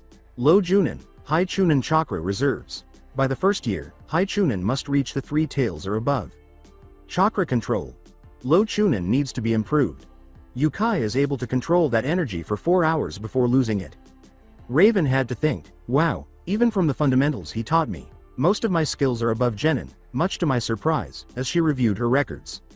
Knowledge stated, I'm curious about how he intends to get our reserves up so high, but it's to be expected since he had us learn the Shadow Clone Jutsu to help with the control and other techniques that don't require something physical like Genjutsu.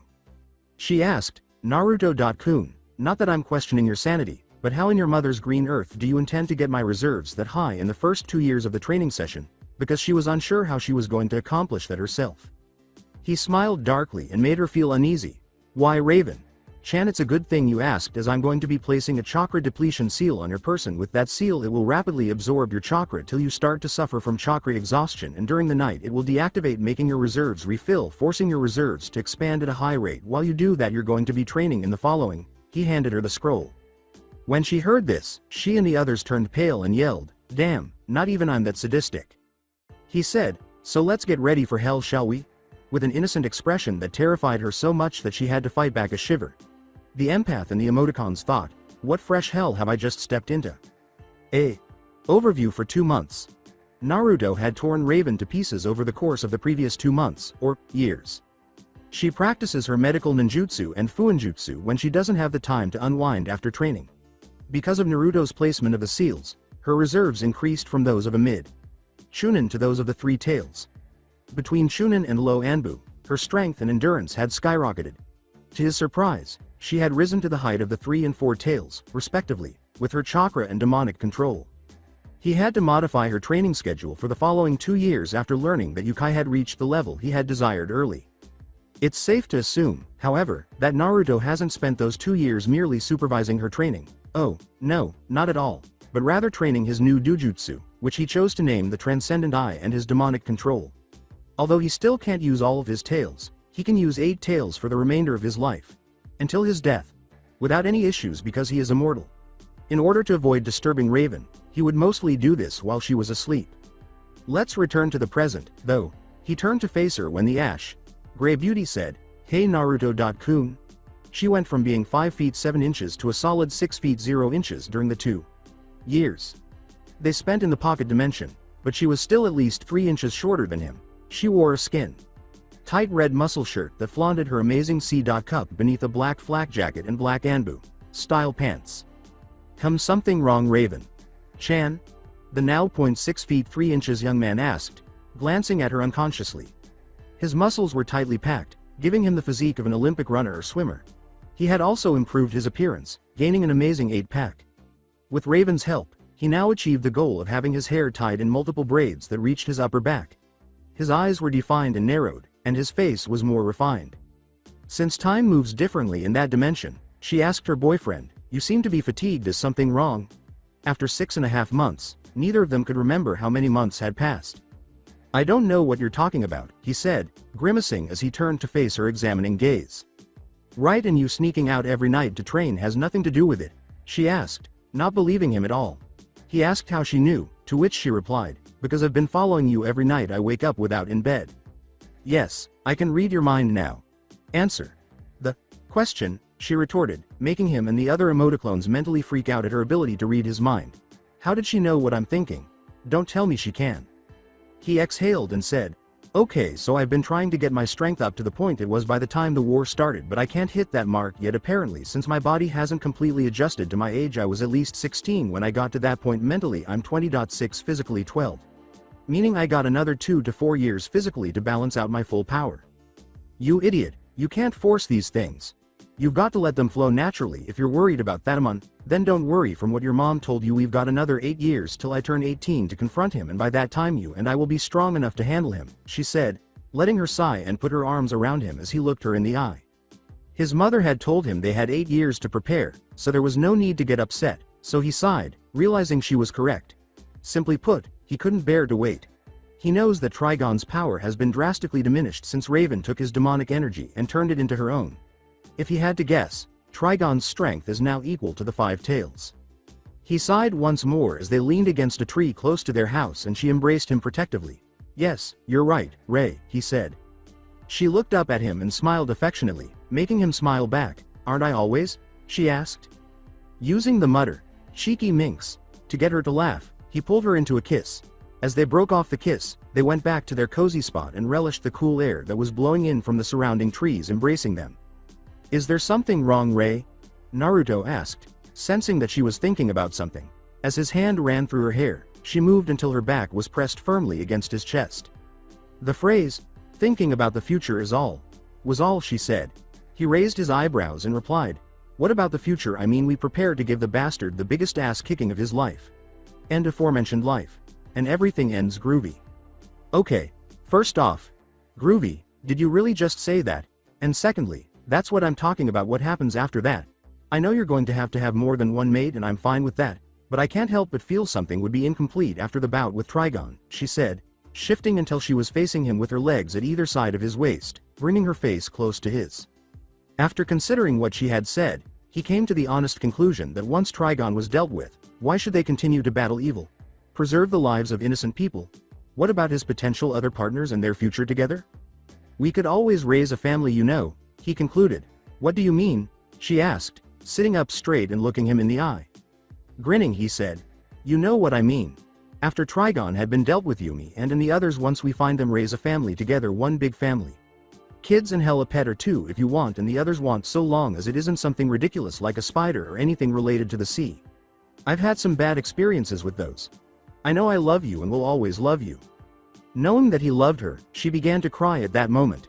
She put her arms around him and kissed him once more as he pushed himself off the tree they were lying in and onto his back. "So how far along am I in these last 2 years of training Naruto-kun?" she inquired after they parted ways. Rather than responding, he simply produced another scroll, which she read right away. Roth, Rachel, Raven, Mid Anbu. Anbu Captain Taijutsu, known styles. Goken, Snake Fist, and Jiyuken. Genjutsu. Low Anbu. Mid Anbu. Able to execute all CB rank Genjutsu without hand signs. Almost ready to do the same with A rank. Ninjutsu.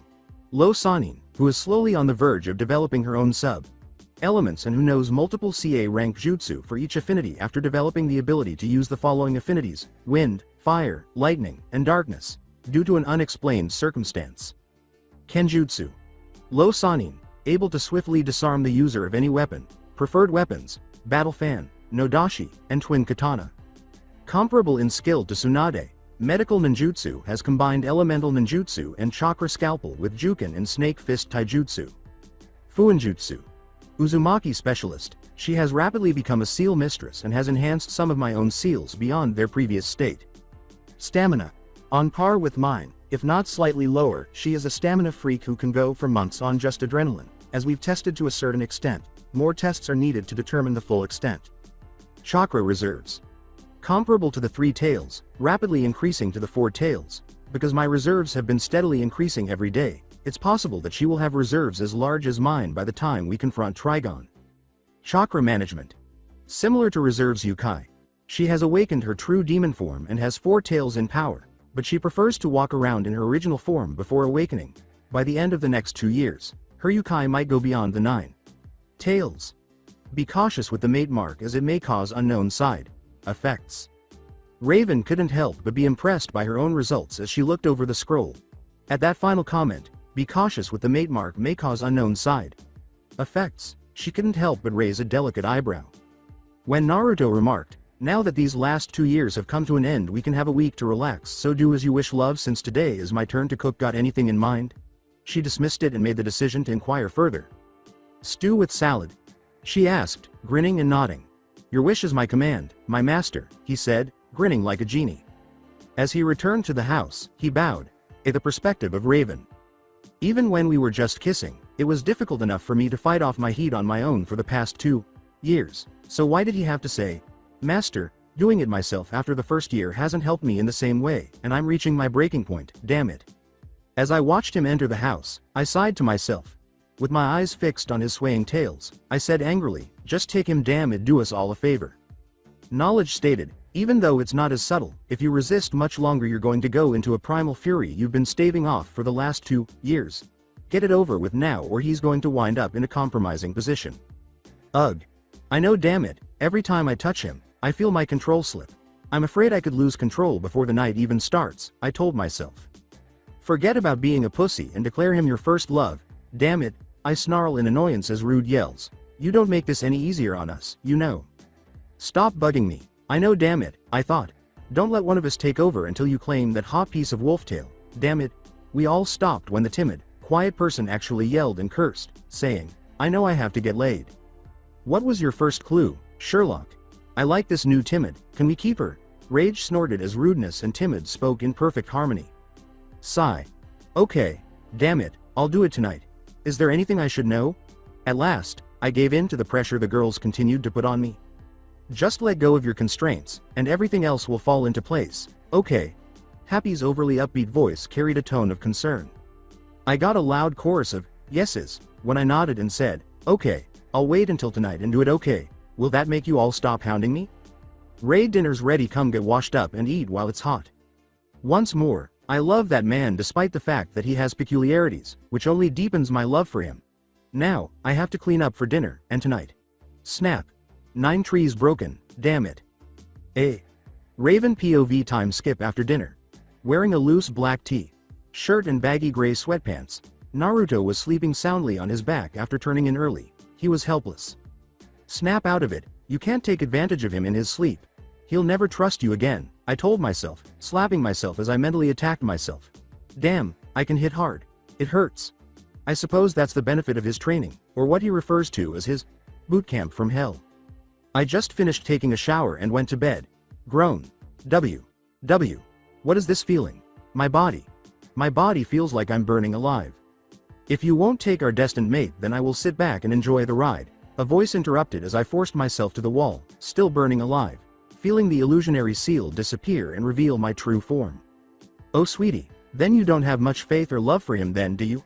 The voice interrupted again. No, I told myself. I can't force him to mate with me, he'll never see me the same way again. That made me shake with rage at the voice's words, which dulled the pain I was feeling. Who the fuck do you think you are doubting my feelings for him? The voice replied in a smug tone, oh yay, then why do you think you won't love you the same way ever again or think you won't want to be around you anymore? To be honest, you don't love him as much as you should. He's just a way to keep your heat at bay. I shook my head, saying, no, that's not true. I do love him, as tears pricked my eyes. Yes, I do. The only reason you keep Wolf Boy around is because he's the only one who treats you with the compassion that he does. When you find someone stronger than him, you'll drop him like last week's garbage, the voice went on. That's not true, damn it, I do love him, I yelled, shaking my head even harder. Then prove it, go in there and claim him as yours and the ones who are destined to share him with you, the voice said after pausing at my shout and remaining silent for a short while before resurfacing. But take note that if you ever second guess yourself, I'll take control and leave you stuck in your head while I live the happy life we rightfully deserve after living in that hellhole of a home. I knew it was still there when I heard a knock on the door, which stopped my heart in its tracks. Hey Ray, are you okay in there? I heard you scream. Are you okay? I felt its presence fade into the back of my mind as my form returned to normal. I just said, through the door, looking at the mirror. My violet eyes took a crimson glow with slits as my form started to change again after the seal reappeared. I could feel the worry and concern flowing from him behind the door, making my heart race and putting a fanged smile on my face. Routine POV outside the restroom. He heard her say through the door, yeah, I'm fine. Naruto.kun, just wait for me on the bed, I'll be out in a moment, make sure you stay awake. He nodded, unsure of the time, and said, oh. Okay Ray, just don't take too long. At least there are some benefits to reading these books. They prevent boredom, and since before Arrow Senin passed away, he had me be a beta reader and fix the stories so that they are an equal balance of smut and actual story. Maybe I should resell these along with the old man's first story, make some money, he thought as he followed her instructions and sat on the edge of the bed with an Icha Paradise book. He was still concentrating on the book when the bathroom door opened, but he could still hear the shower running for another 15 minutes before it stopped making his ears twitch. When a brick-red hand with sharp nails grabbed his book and another cupped his chin, forcing him to look into the ruby-red eyes of a red-skinned angel. The smell of jasmine and honey assaulted his senses while he was still focused on the book in his hands. He felt a damp pressure on his lap. Lemon. He said, Raven? She nodded, a fang beginning to protrude from the bottom of her upper lip as she grinned, her eyes still glowing red. Her hair was still long but was all white with a lavender streak for a bang, and it was still wet and shelved, with some of it falling in her face, adding to the allure she was projecting.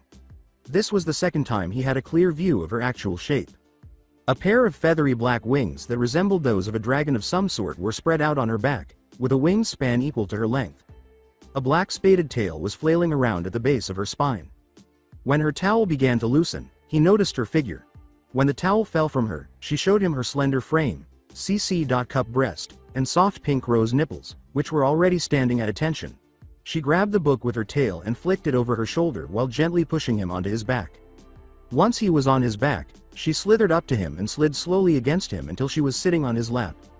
Their eyes were face, and Naruto could only gaze into hers as his own eyes glowed a gentle gray, revealing nothing but unmatched lust and love for one another. He started to say, Rav, but was interrupted when her lips lightly touched his, causing him to moan as she kept grinding against him. He wrapped his arms around her waist as they kissed, gliding one hand toward her tail and the other firmly grasping her ass. Why does it feel like my whole body is so sensitive? His touch is intoxicating, and his scent is enough to push me to the edge. I gotta feel more of him, she groaned as he slid his tongue into her mouth and grazed it against hers. I knew he was toned, but the feel of his muscles like this is. It's amazing I have to have him, she said, sliding her hands under his shirt to feel his muscles. She moaned in disappointment as she forced herself to stop kissing him, but she enjoyed seeing his confused expression as she teased him by using her claws to take off his shirt while lightly brushing against his skin. He gazed into her eyes as she began to grind against his hardening erection, causing her to groan as it struck her clit. Naruto-kun. He's right there and I can claim him as my own rightfully I must, she thought to herself as she heard Naruto groan. She then moved closer to his ear and bit it gently before saying, Naruto-kun, I gotta have you now. I can't take it anymore. As his own began to transform into his dujutsu, he gazed into her ruby-red eyes, permanently marking this moment in his memory. Her heart rate went up as she stared into those eyes, warming her body. If you want me Ray-chan, you gotta take action. So Raven, are you going to tame this wolf? He said, his hands moving over her body and learning every curve as if his life depended on it. Without saying a word, she slowly crawled off the bed until she reached the foot, forcing him to sit up. Does Naru-kun need help with his boxers? She said in a falsely sympathetic tone as she took this chance and pulled off his sweats, exposing the strained tent in his boxers. Raven's expression was priceless. Her mouth was wide open in shock and her eyes were as big as dish plates. But her inner feelings were completely different. She refused to let him respond and cut off his boxers in the same way that she had done with his pants, exposing his 8-inch erection. I'd love to see him when he's older, but holy shish. He's hung and we're only 12, Happy said. Damn fuck, get on that monster you stupid bitch, is what Rude and Rage are shouting simultaneously. Raven was thinking, he's huge, will he even fit inside me? While the timid and knowledgeable were just in a state of complete awe. She took his pulsating erection into her hands without bothering to turn around, making him tense. She then pumped her hands up and down, making him groan with pleasure. He was staring at her when she took the head into her mouth and gently sucked the tip, causing him to groan softly. She smirked as she decided to be bolder and take an experimental lick at the head, tasting a glob of his pre-cum, making him groan. She moaned as she felt his cock completely fill her throat as she gradually moved him farther into her mouth until the full 8 inches hit her throat. She had her eyes closed and was only paying attention to the sensation in her mouth when Naruto looked down at her. She heard him say, Raven-chan, I want you to look me in the eye while you do it, and she looked up at him as his hand moved under her chin. He groaned and exclaimed, Raven, I'm gonna come, as she accelerated without signaling, instead just looking him in the eye. When she let go of his erection, he heard an audible pop, and he watched as she savored the flavor of his seed, saying, I need him. He held her head onto his erection while she felt endless ropes of his semen shoot down her throat as she groaned, prolonging his first orgasm of the evening. She was gently lifted from her sitting position on the floor and placed on the bed before she could do anything else. Her hair was spread out in a sea of ivory, and her wings and tail were spread out beneath her. Naruto committed the face in front of him to memory. As he climbed on top of her, he said, since you were so kind, I should return the favor. He said this quietly before starting to kiss her in a row, from her lips to her neck, nibbling the collarbone, to her breasts, which jiggled with every rise and fall of her chest, to her toned stomach from training, to her legs, and finally to her glistening sex. She raised herself off the bed in an arc with each movement. He looked up when he got to her wet snatch and noticed that she was twitching every second or so, which worried him a little until she pushed herself in his direction, bumping his nose into her clit and making her groan loudly. She then grabbed a handful of his hair and pushed his face towards her snatch while whispering, Page please. His tails kept her down, forcing her to beg, Naruto-kun, stop teasing me Page please. He smirked as his tails pulled her away from his head, forcing them at her sides. She attempted to fight back, but he enjoyed watching her struggle to break free from her bonds, only to whimper when he took a long, taunting lick up her slit and lightly sucked on her clit. She begged, faster Naruto-kun, harder, as he laughed and began to suck and massage her breast while his other hand slowly moved in and out of her pussy with 2 fingers. When she screamed, Naruto, he obeyed, increasing the pace and intensity of his actions until she moaned his name louder and louder until her once bound hands were released and she pushed his head into her pelvis, making his tongue work as hard as his hand. He licked up her sperm and thought, wow, she tastes like jasmine and ginger, as her fluids rushed into his eager mouth. No mint? Unaware that she was pulling him up to her, they aligned themselves as she kissed him, not caring if she tasted herself on him. She said, Naruto-kun, are you ready? As she shifted places with Naruto beneath her and knelt over him, aligning her femininity with his member. He nodded firmly, grabbing onto her hips as she lowered herself, managing to get the first few inches in before meeting her barrier. He looked her in the eye and said, the heat finally getting to him, Ray-chan, are you sure? She nodded and let go, allowing him to pierce through her hem. The tip pushed slightly into her cervix, causing her to scream in tears. He had to resist the urge to come immediately because of the sensation of her tight, warm, moist walls encircling his member. He brought her down to him as he kissed her to preoccupy her and distract her from the pain she was feeling as she whispered soothing words, calming her down effectively enough. "Ready Naruto.kun, cause we aren't stopping till morning," she said, propping herself up with her clawed hands on his chest for stability as she began to gyrate her hips, causing both of them to groan with pleasure. He nodded and grinned as she slowly raised herself while moaning and feeling him inside her. She then lowered her head back onto his member until their hips were joined. "Fuck Raven, you're so tight," Naruto grunted, and she accelerated as he met her descent, moaning louder with each thrust. She cried out, "Oh shit Naruto. Harder, faster Naruto, I'm coming," as he shifted their positions and thrust into her, now entering her womb. He obeyed, accelerating his pace to elicit her orgasm as she attempted to scream but instead let out a silent scream. Naruto grunted, Raven, I can't hold out anymore, I'm gonna come," as they continued for an additional hour, their breathing becoming short bursts. "I'm gonna come too. Give it to me. Give me your cum Naru.kun," she exclaimed, encircling his waist with her legs. As she clawed at his back until the damn thing broke, he drew her into his lap and accelerated the pace. "Raven, Naruto." While the two were still in the middle of an orgasm, they brought their faces to each other's necks and bit down hard, drawing blood from each other as their demonic energy flowed through the other's body. Her fluids splashed onto his dick as his seed shot straight into her womb, filling it to overflowing. Lemon over. With his angel resting on his chest and his tails encircling them to form a sort of shield from the outside world, the two collapsed back into the bed, enjoying each other's warmth as they lay beneath the sheets. She did the same with her wings, creating a cocoon of fur and feathers. Raven looked up and said, "I love you, Naru.koi," as her eyes glowed with warmth and joy. She kissed him where his mark, a black crescent moon, was placed, causing him to moan because he was still inside her, causing him to come slightly and fill her, causing her to groan with satisfaction at being filled by her mate. As she groaned, Naruto pulled her in closer and kissed her, rubbing her violet moon mark. "I love you too, my dark angel. See you in the morning," he said. The following morning, as Naruto began to wake up, he felt a slight pressure on his body. He looked down to see his mate lying on her side with her back to him as they spooned. Man, talk about a wild night, she sure does go crazy when in heat. "I like it, just wish she chilled out with the claws, back hurts like hell," Naruto thought. With a sly smile, he pulled her in close and sucked the area between her shoulder blade and collarbone, receiving a silent groan of gratitude as he caressed her breasts from behind. Before she said, "After all that last night and you're still eager, naughty boy," he was too distracted to notice a spaded tail slithering its way up and around their waist, tying them together.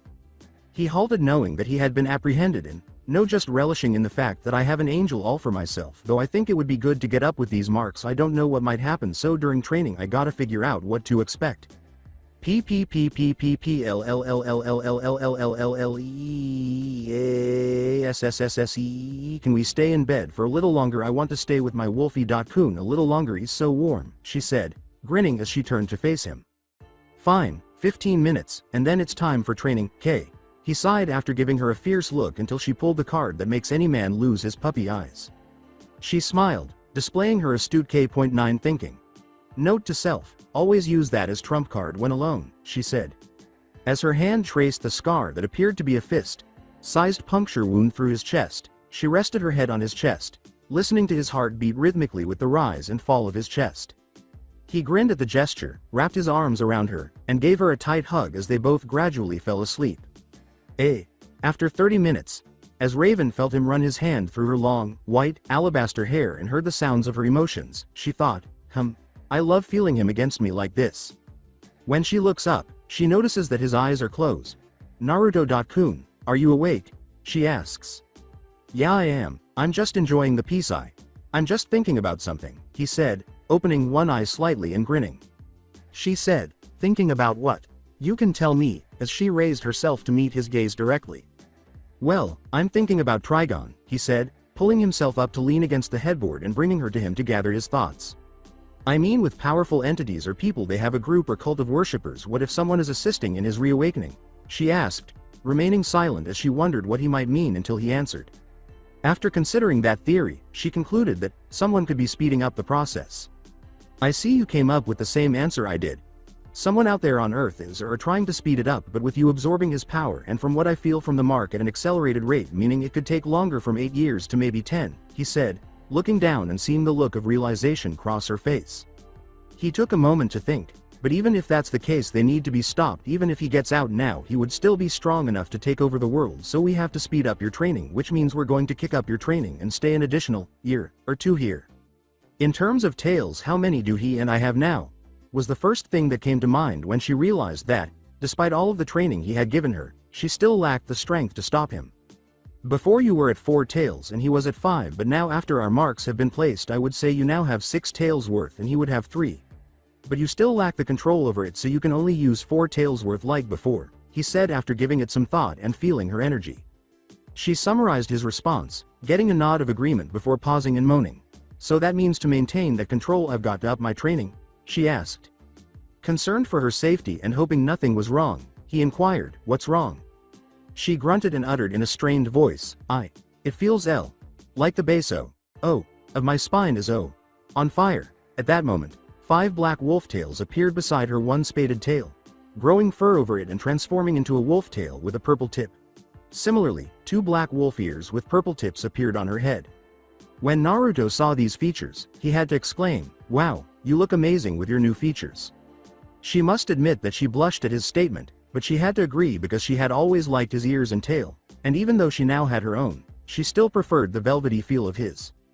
She was about to say something when she felt him lightly massage the base of her tail and bite one of her ears, causing her to tremble ever so slightly. She felt herself becoming hotter again, and she snapped her eyes open, causing them to glow and growl as she climbed on top of him and said, you had to flip my switch, didn't you? Kun. I feel she's going to become sadistic or antagonistic alongside her stoic indifference by the time this is over, he said to himself and the other. They nodded in agreement as they kept quiet, the only sounds coming from the house being those of lust, desire, and love, and their aromas permeating the space. A mid-afternoon time skip. As they emerged from the shower after their 4th round of the day together, he remarked, man Ray, your stamina grew to almost match mine. I fear what should happen when you grow your other tails. She huffed as she stumbled out of the room, staring up at him with her fucked silly expression on her face, causing him to grin and laugh. He growled lustfully when she looked over her shoulder tenderly and received a small smile from her, but all she could do was smirk as she regained her balance and walked towards the dresser that held her bra and underwear, swaying her hips with her tails enhancing those motions. Ray, you know you can just use your yukai to dismiss the tails and bring them out when you want to, right? He snorted when he heard her groan in disapproval while they were changing. He turned to see Raven tampering with her pants because her tail was keeping her from pulling them up all the way, unlike when she had her original tail. He laughed at her and gave her a pat on the head while grinning at her pout as she huffed angrily and muttered, I knew that. The 2 residents went downstairs while Naruto prepared a small salad and fish with rice for lunch after she made her tails disappear from view.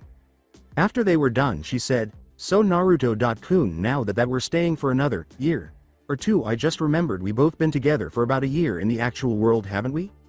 He stopped while thinking about his bite and said, to be truthful, being in here through of my sense of time by a large margin. In here it's been 2 years, but outside it's been 2 months. The month before we started dating, and that was at the beginning of the year, so we've been together since February or March. She tried to consider it and simply shrugged, understanding that it didn't matter because what mattered was that they loved each other. She then reached for a seal and put it on the inside of her wrist, calling forth a book that said, How to Make Sentient Weapons and Items.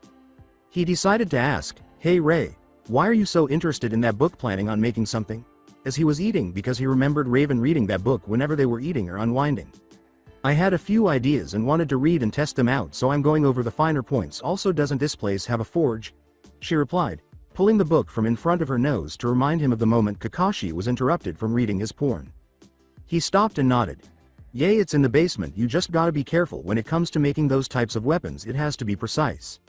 When are we gonna be starting the next couple of years of training? She asked as she turned to head downstairs after nodding and finishing her lunch. We start our next training in 2 weeks, so that's half a year in here to relax, he said after pausing to reflect. She's worked her ass off with my training regimen and it's gonna take some time. She's earned a couple weeks off as long as she does some light training. She gave him a chaste kiss and nodded before heading back downstairs, leaving him in the dark about why she had used the forge. A. Raven's perspective.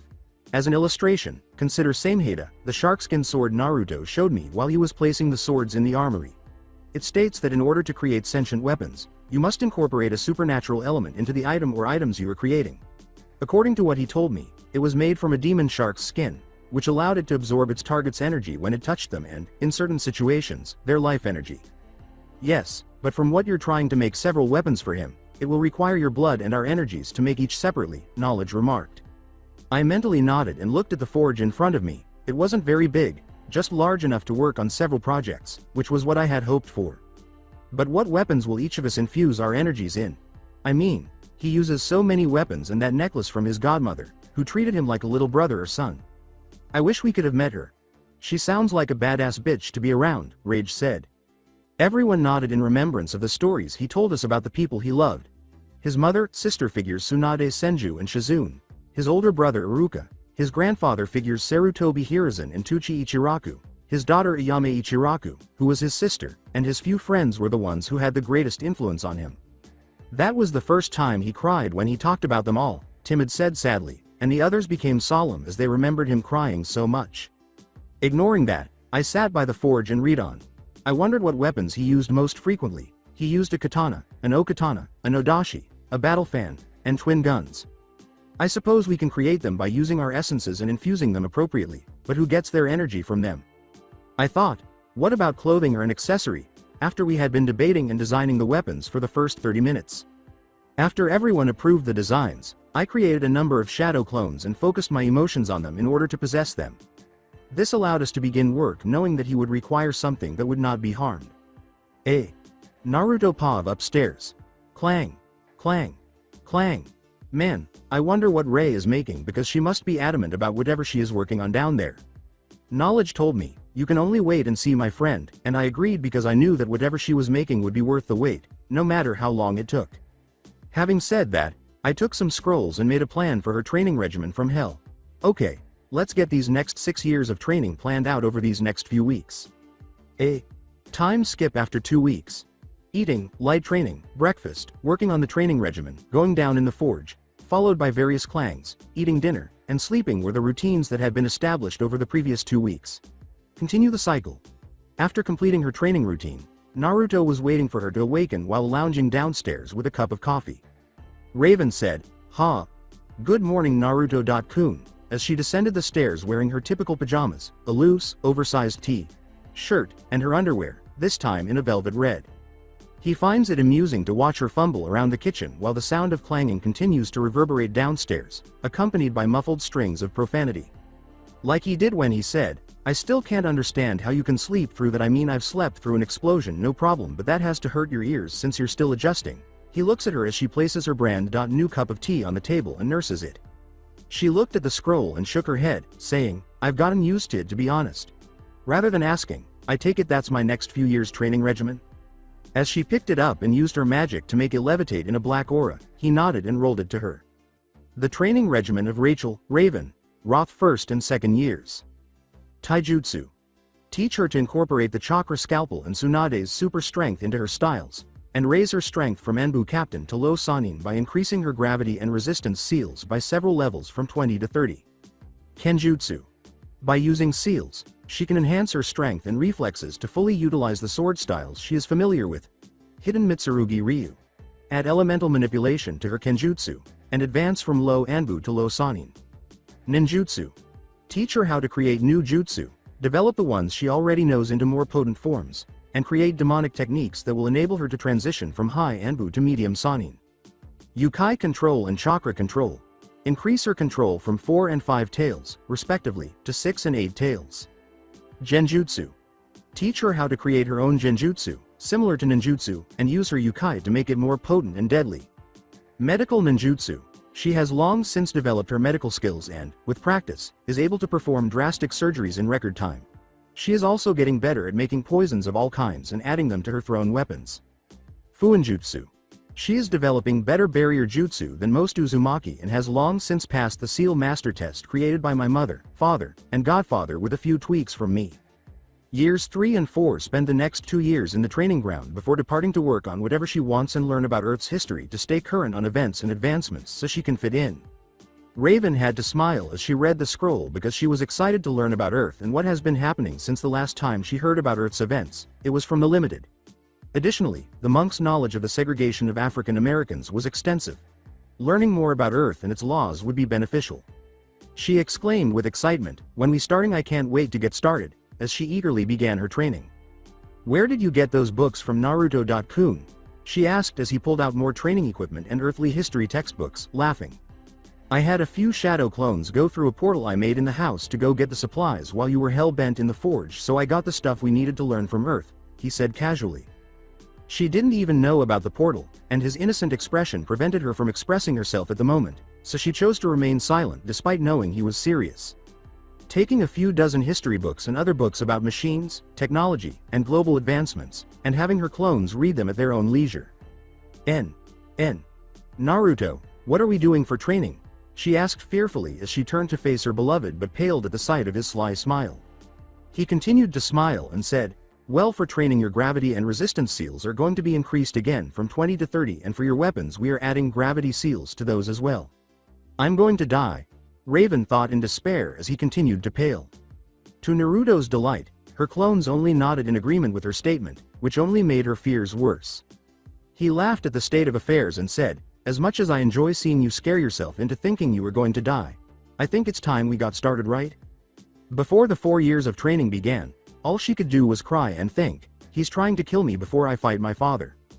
A 4-month summary. As before, Raven has found their training to be very successful, and Naruto has finally gained control of his 8 tail, leaving him with 2 more to go. Over the past few years, Raven has become better and has learned to control her 7 tails. She is also on the verge of gaining her 8 tails, but for some reason, she has been unable to do so, despite the fact that she and Rage have reconciled. This may have led to Trigon's followers discovering that she is draining his energy because of their connection.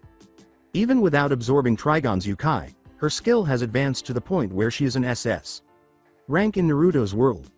However, they were aware that she and her Wolfie.kun would need to separate in the human world in order to get ready, and they advised him to construct a harem, much to his shame. He agreed as long as they weren't obnoxious or bitchy. They decided that the final week would be spent packing to leave Azarath and getting ready to travel to Earth. The final week of the 4th year. While receiving a massage from Naruto while lounging on the couch in black sweatpants and a sports bra, Raven remarked, seriously, Naruto.kun, did you have to? Oh, that feels so good. Get so serious training. Over the past 4 years, she has developed into a stunning 16-year-old woman in the chamber.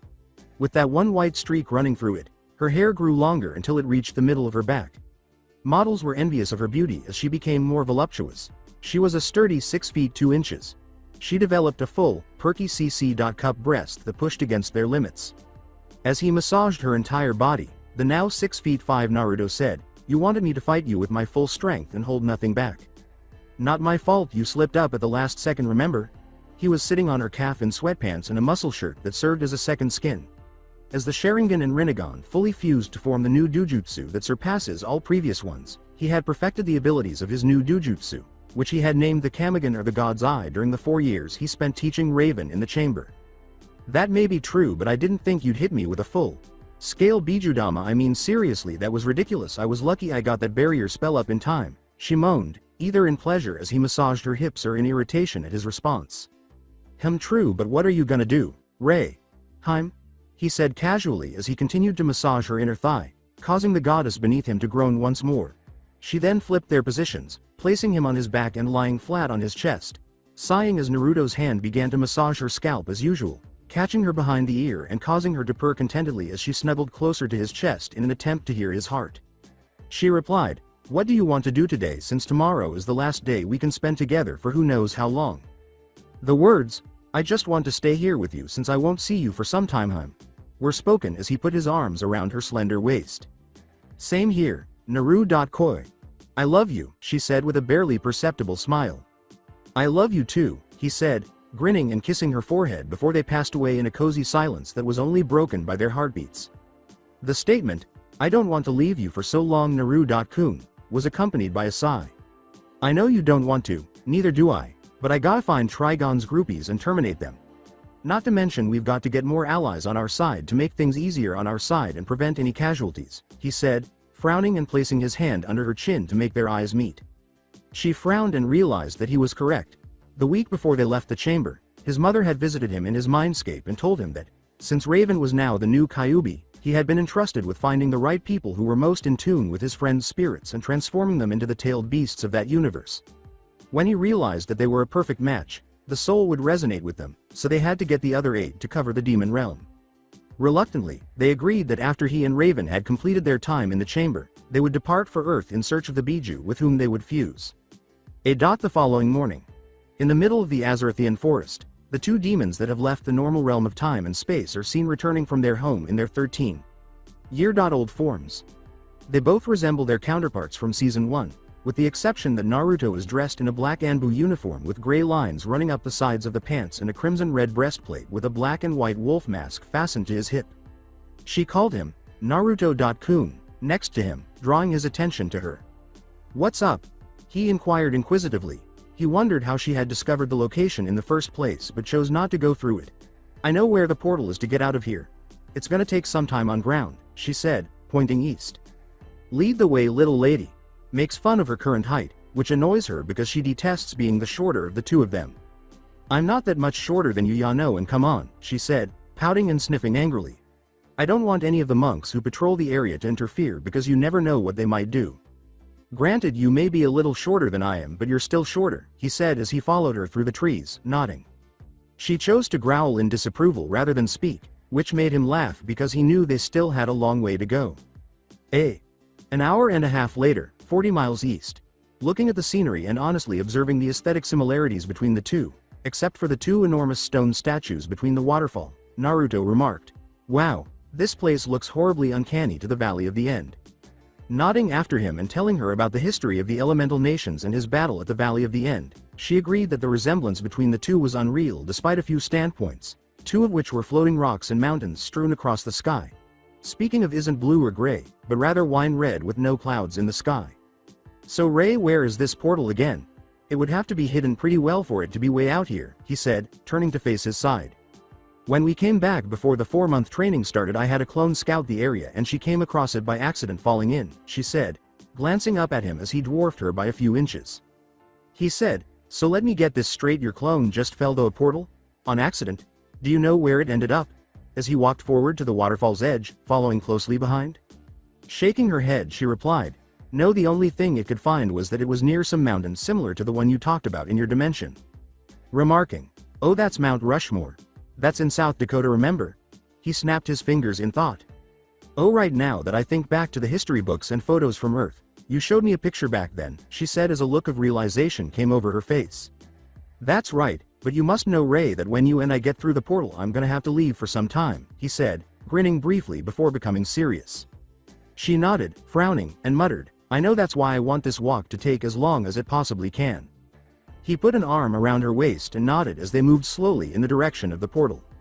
He put an arm around her waist and drew her in as they strolled calmly in the direction of the portal, savoring each other's company until they reached the waterfall. As he sensed energy emanating from beyond it, he questioned uncertainly, "This is where you said your clone found the portal, right?" "Yeah, this is the place. Why? You feel something?" she said, nodding. "Yeah, I'm feeling some strange energy coming from it, but this is different from the energy in the air here, or the natural energy. This is something entirely different yet familiar. I can't explain it, but I'm probably being paranoid," he said, examining the waterfall without glancing at her. She gave him a sidelong glance but dismissed it, writing it down as one of his occasional random thoughts. She said, "I guess this is the spot," as she quickly withdrew her hand from the surface of the raging stream, which began to ripple. "Ray, why are you on my back?"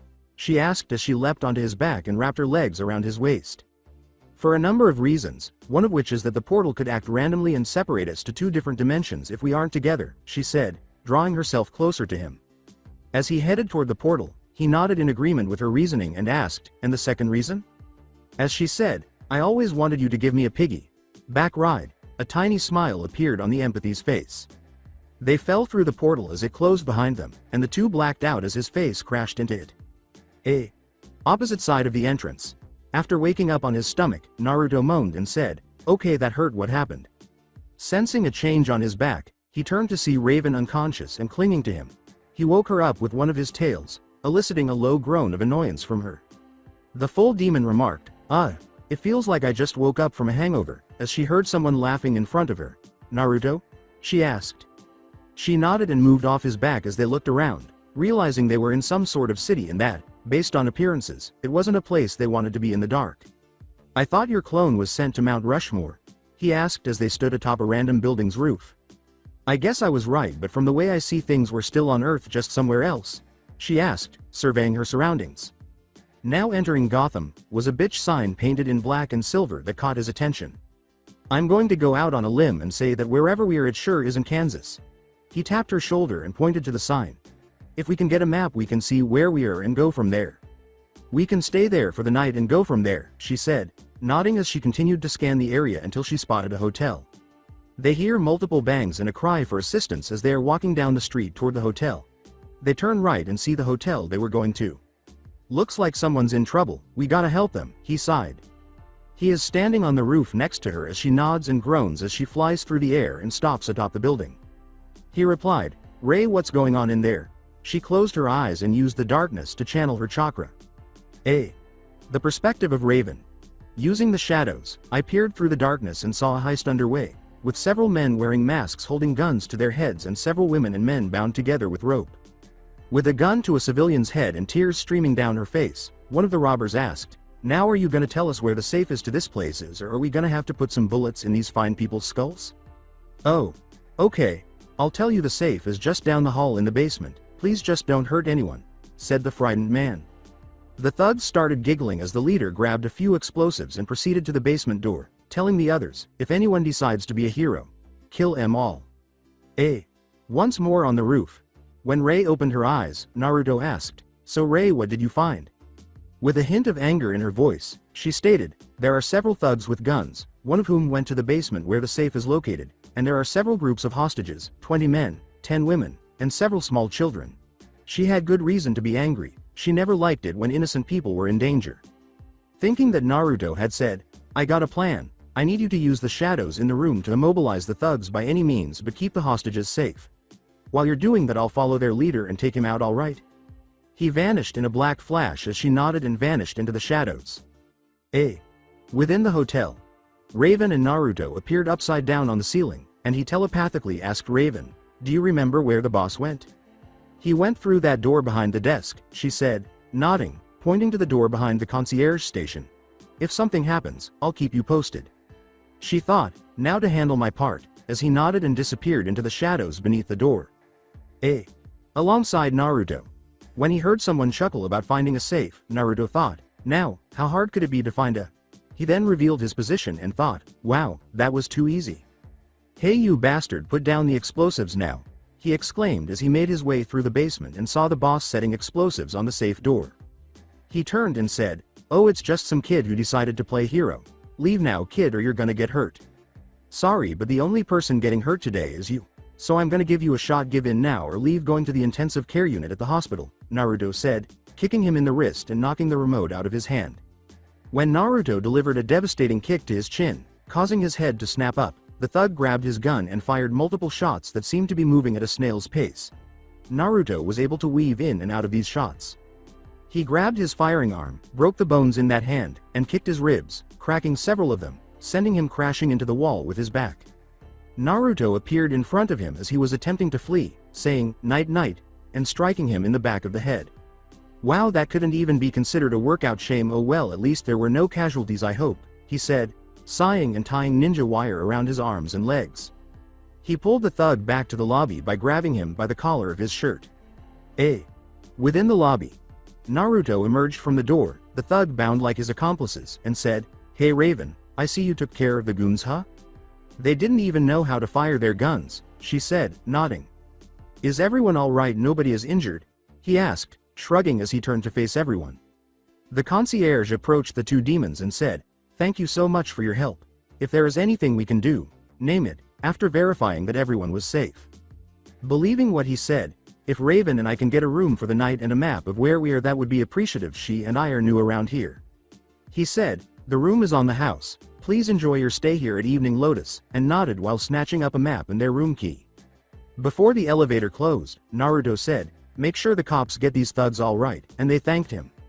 A hotel room. Raven entered the bathroom and declared, I'm going to take a shower, love, while Naruto grabbed the map in the 5-star room. He nodded and started reading the map, thinking, Gotham is in New Jersey. His mother had mentioned that the Trigon cultists had been spotted in Japan and other densely populated areas. The closest city, which is a few hundred miles to the north, is the best place to start looking. Additionally, according to Mom, the Titans will meet up somewhere in Jump City, which is located in San Francisco, a few hundred miles to the west. When she emerged wearing only her gray underwear, which almost blended in with her skin tone, the shower stopped. He stared at her for a moment before he snapped out of it when she cupped her breast and said, "So find out where we are." He smirked. He replied, "Yeah, we are apparently in New Jersey. If you're going to Jump City, then you're going to have to head west from here, which is in San Francisco." After putting on an overnight shirt and nodding, she sat in his lap and said, "So tomorrow that's where I'm heading, but where are you going?" "There are several cults for your bastard father, one of which is just a couple hundred miles to the north in Montreal," he said, pointing to various locations he had marked on the map. "Alright, but let's get to sleep so we can be prepared, okay?" she said, understanding the situation even though she didn't like being so far away from him. "First make sure you take a shower, okay?" she said, nodding as she stood up. Raising an eyebrow, he obeyed and took a shower to wash away the dirt from the incident. When he returned a while later, Raven was nude and said, "But before we go to bed, I want to have a great memory of you since I won't see you for who knows how long." For the duration of the night, the room was filled with screams and groans of pleasure as he smirked and joined her in bed. Beyond the city of Gotham. She gave him a scroll that reached his kneecap, and when he asked what it contained, she replied, "You're going to have to find out. Also, I made you this." Naruto and Raven stood outside Gotham saying goodbye until they met again in the future. Removing a royal blue trench coat, think Virgil's from the new Virgil's trench coat from DMC, and a necklace that resembled the one Tsunade had given him but was ruby red. "When you're near they will pulse, alerting us the stronger the pulse the closer we are. I'll miss you Naru.koi, make sure you finish as soon as you can," he said, grinning as he put the necklace around his neck with Tsunade's next to it and put on his new jacket. Her necklace was blue. "Of course," he said, nodding and leaning into a kiss. He fell on his face as she said, "And make sure you find more mates," over her shoulder as she was leaving. "She's becoming like my mother," he thought, shaking his head. He headed north, thinking, these next few years are going to be something. Oh well, at least I get to do some killing, as she vanished over the horizon in a flock of ravens. Summary. Naruto and Raven had been apart for a few months, and he was bored to no longer stand it. He has destroyed a number of her bastard father's cults. But he hasn't enjoyed himself, even though he knows he's still stopping the would.be demon. There was no excitement or challenge. Simply enter, set off explosions, eliminate any artifacts that might be used to support Trigon, and eliminate the cultists. As he travels across the nation and states, he spends his time learning more about a villain known as Deathstroke, or, more recently, Slade. He has heard that the man is a hired mercenary, and he would take on any task unless it would benefit him. Noting what he does and has done and keeping an eye out for him, he is currently traveling to Japan in order to destroy the cult there, and made the decision to target the cult after first staking out the thieves after learning of some thieving activity occurring in the area. Alongside Naruto. How long does it take for two robbers to break into a museum? I could have entered, taken the damn thing, and left by now. As Naruto lay flat on a support beam, he considered an incredibly large set of jewelry that, with the right buyer, might fetch a good price. I do know this much. Whoever purchases these gems from the thieves will be set for life, he thought. It has been months, and I just hope that the people who are connected to the Biju's souls will begin to show up. Before he could finish, he heard two of the souls pulse, followed by a faint screech that directed his attention to the window above which he was sitting. Grinning, I thought, speak of the devil. What about the two? Tails and the 8. Tails? Kumo has two Biju that are responding. I guess I'll have to observe these two at work. But that doesn't mean I can't enjoy myself. Two girls, both of whom he thought were beautiful, emerged from the window. The first, who appeared to be a little shorter than him, was a disheveled brunette or ravenette. She had on a short black bodysuit that reached her upper thigh and stockings beneath her green short battle kimono with gold accents. She wore a chikuto on her back and a Cheshire cat mask in the Anbu style to finish the ensemble. She was a little shorter than the other girl. She had long silver hair that cascaded beneath her mask, which had an orange side with a soft blue eye visible through a single eye hole on the black side. She was dressed in a form-fitting black body armor with orange accents on the belt, boots, and gloves. There were two twin katanas on her back.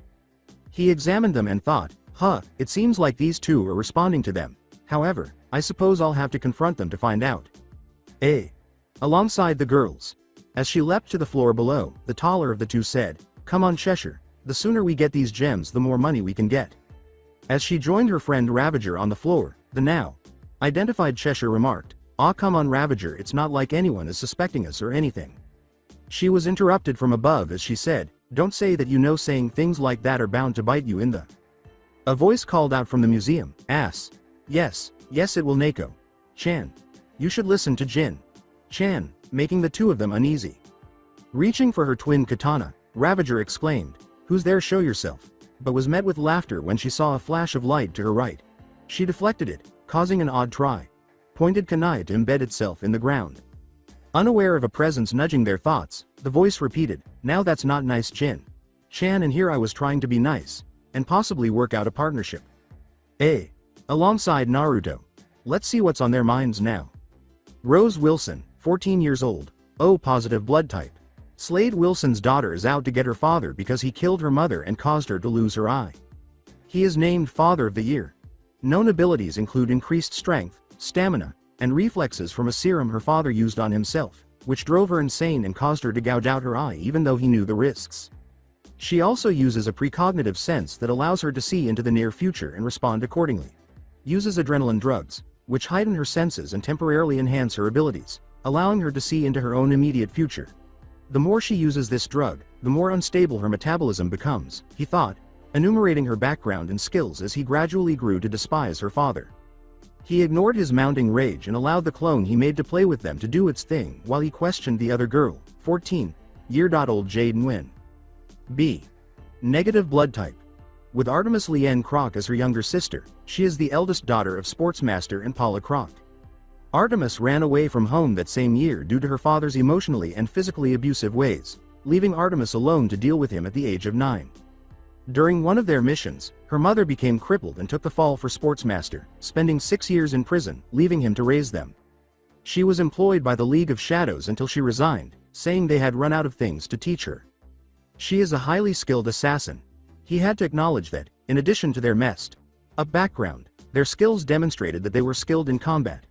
Her skills included extensive knowledge of martial arts, agility, impressive skills with ranged weapons, primarily shuriken, minor knowledge of poisons, acceptable skills in tracking through various means, stealth, and knowledge of several languages. He believed he had everything he needed and that only a quick test remained. Grateful that they agreed to accompany him, in a flash of black, he vanished. Below. When Rose heard the wind distort, she grabbed her friend and they rolled across the floor, avoiding an the head cut from a long black katana with 3 protrusions on the bladed end near the tip with a long chain. "What does this offer?" Rose asked her sense, which told her to be alert. After examining him, the two girls had to admit that his attire gave them the impression that he was both mysterious and appealing. He was dressed in black pants that matched his shin-length sandals. He wore a red cloth on his hips with a gray rope belt that contained 2 sheaths, a chikuto of some sort and an o-katana in the other. He had a blood-red armor chest plate, a tight black sleeveless turtleneck, and opera-style gloves without fingers on his arms. He had on a black wolf mask with lining around his eyes and pointed white teeth. They thought that he was a little taller than Rose. They could see that his eyes had a red lining and were slightly darker than his sclera. His silver gray hair was held together by a big black bead and fell in a single braid down to his calf. A big sword, resembling a bandaged butcher knife, rested on his back. He returned the pronged kunai to its holster on his hip after picking it up. He said, "If you want to know my offer then you have till," as he stepped forward a little. He and Jade were blamed when Rose interrupted him, saying, "Sorry, I don't know what you're saying," and scratching her cheek in embarrassment. "And there goes the mysterious badass moment," he muttered once more in Japanese. "Do you know what he's saying, Cheshire, because I got nothing?" she asked Jade as she turned to face her. She exhaled. "Sooner or later you got to learn a new language that require more than 'can I get more fries, you know that?" As she walked forward she said, "Hello, I must apologize but my friend doesn't understand Japanese, do you think I could act as translator?" He picked up where he left off, nodding as she gave Rose the thumbs up. "As I was saying, if you want to know my offer you must pass a little test I'm going to give." He said that for us to know of his offer he said we had to pass his test he's going to give, she translated as she turned to face her friend. She said, "Could you ask him what this test is?" with an eyebrow raise. "She wishes to know what this test will comprise of," she said, coughing a little. Pulling out a pair of broken bells and a tiny alarm clock, he stated, Your test is a simple one. You must get a bell from me before the alarm on this clock goes off at 1 a.m., meaning you have 2 hours to get them from me. The one who doesn't get a bell will stay to be captured by the police that has a similar alarm that will go off with a note saying there is a break in here. Knowing that whatever he said couldn't have been good, she staggered back and made Rose look at her expensively. What did he say? She asked. Regained her composure and said, the test is simple. We must get one of those 2 bells from him at 1 a.m., giving us 2 hours. The one who doesn't get a bell will be forced to stay when the alarm goes off, taking the blame when the cops come for the one who doesn't get the bell. Fine, but tell him if we win he has to tell us about this offer he's talking about, she said, feeling dismayed by her luck. Translating her words, he nodded and told her that she had a deal. He then turned on the clock and assumed the standard "let's go" stance while fastening the bells to his hip. He thought, not bad, her marksmanship skills are as good as I thought, but with my eyes she could be faster, as the 2 girls charged at him and Cheshire threw shuriken at him at low Junin speeds. He caught them and was about to say something when the shuriken exploded in a flash of light, temporarily blinding him. He then ducked from Rose's overhead kick, thinking, not bad, they know about teamwork at least. Let's see how they respond to some ninja action now. As he grabbed a smoke pellet and created multiple shadow clones, he grabbed her extended leg and threw her into Jade, who was approaching from behind. The 2 girls thought, this isn't going to be as easy as we thought, when they woke up and noticed that the man wearing the wolf mask had changed from 1 to 20. They have skill in fighting against crowds, that's good, and they have 20 minutes left, they better step it up, he said as they charged at the girls, splitting them apart and forcing the 2 to draw their swords and engage in combat. He grinned and thought, dear lord, don't tell me they're going to fall for this, as the 2 girls almost passed out with their hands on their knees upon seeing the bells on the floor after the last of the clones were dispelled. They did, much to his delight. As they reached for the bells, ninja wire wrapped around their legs, suspending them in midair. He laughed to himself, enjoying the display of Ravager's and Cheshire's attire, since her bodysuit only reached mid-thigh, giving him a perfect view of her attractive posterior. Ravager's gave her body a flawless shape. I admit I am a pervert, but my books have more class than Pervy Sage's books, he thought to himself as he pulled out a notebook and pencil and began writing while giggling a little. However, they can't expect this to not occur because they are wearing skin-tight clothing. When the bell rang, he jumped down with them after noticing, to his dismay, that they had cut themselves down while putting the book away. The phrase, "It seems like I win," was his. The words, "But, you passed the true test," caused both of them to turn to face him in disbelief. With a look that demanded translations, the silver-haired girl turned to her friend and asked, "How did we fail but win?" To their surprise and delight, he grinned and said, "You passed my moral test, but you failed to get my bells," in English. They raised their eyebrows in order to continue. The moral test was to work together. You acted as one well-oiled machine, and stuck together, not letting one outdo the other. You acted as a team and trust one another as well. My old man had a saying that he passed to his student who passed it to me, and that's, those who abandon a mission are trash, but those who abandon their teammates and friends are lower. You worked together and stuck by each other's side, and for that you pass. Rose was the first to recover from her shock and exclaimed, "You know English." "You bet your sweet bippy I do," he said, nodding with a smile on his face. "Now follow me. Let's go to my place and I can tell you everything there." When he placed his hand on their shoulders and let them disappear in a black flash, they reluctantly nodded. At Naruto's house. With Jade sitting next to her in sweatpants and a sports bra, indicating that they were both in the high B. Cup, Rose said, "So let me see if we're following you correctly," as she put on shorts and placed her tank top on the couch. As Naruto sat across from them, dressed in his previous outfit. "You're from another dimension, where you fought in a war against a man who wanted ultimate power to rule the world by controlling everyone through subjugation using a massive demon which was the combined energies of its original 9 pieces that had the form of massive demons."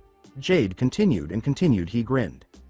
"And in that dimension you and 8 other people were picked or forced to have them sealed inside of you as a means of having weapons against other villages. And you're the son of a goddess?" Rose responded skeptically and nodded. "Once you won the war against this megalomaniac you absorbed the demon, and the demon you held to become the new 10 Tails, where you became a full demon god, where your mother came to you and sent you here to counteract some threat to not just this world but other worlds included," Jade said slowly but surely, buying this but still remaining defensive. "And you mom sent you to the person this affects the most to ensure she would become strong enough to fight him. But you two ended up together, but she and your mom want you to have multiple mates due to your demonic, holy lineage. And to find people who are compatible to the souls of the demons from your world to ensure an added muscle policy." Rose said as both of them blushed and gave an expression of agreement. He explained to them, yup, that's about it. And you're two of the 8 reacting to the demon's souls too. What does all of this give us anyway? Rose asked as she stood up.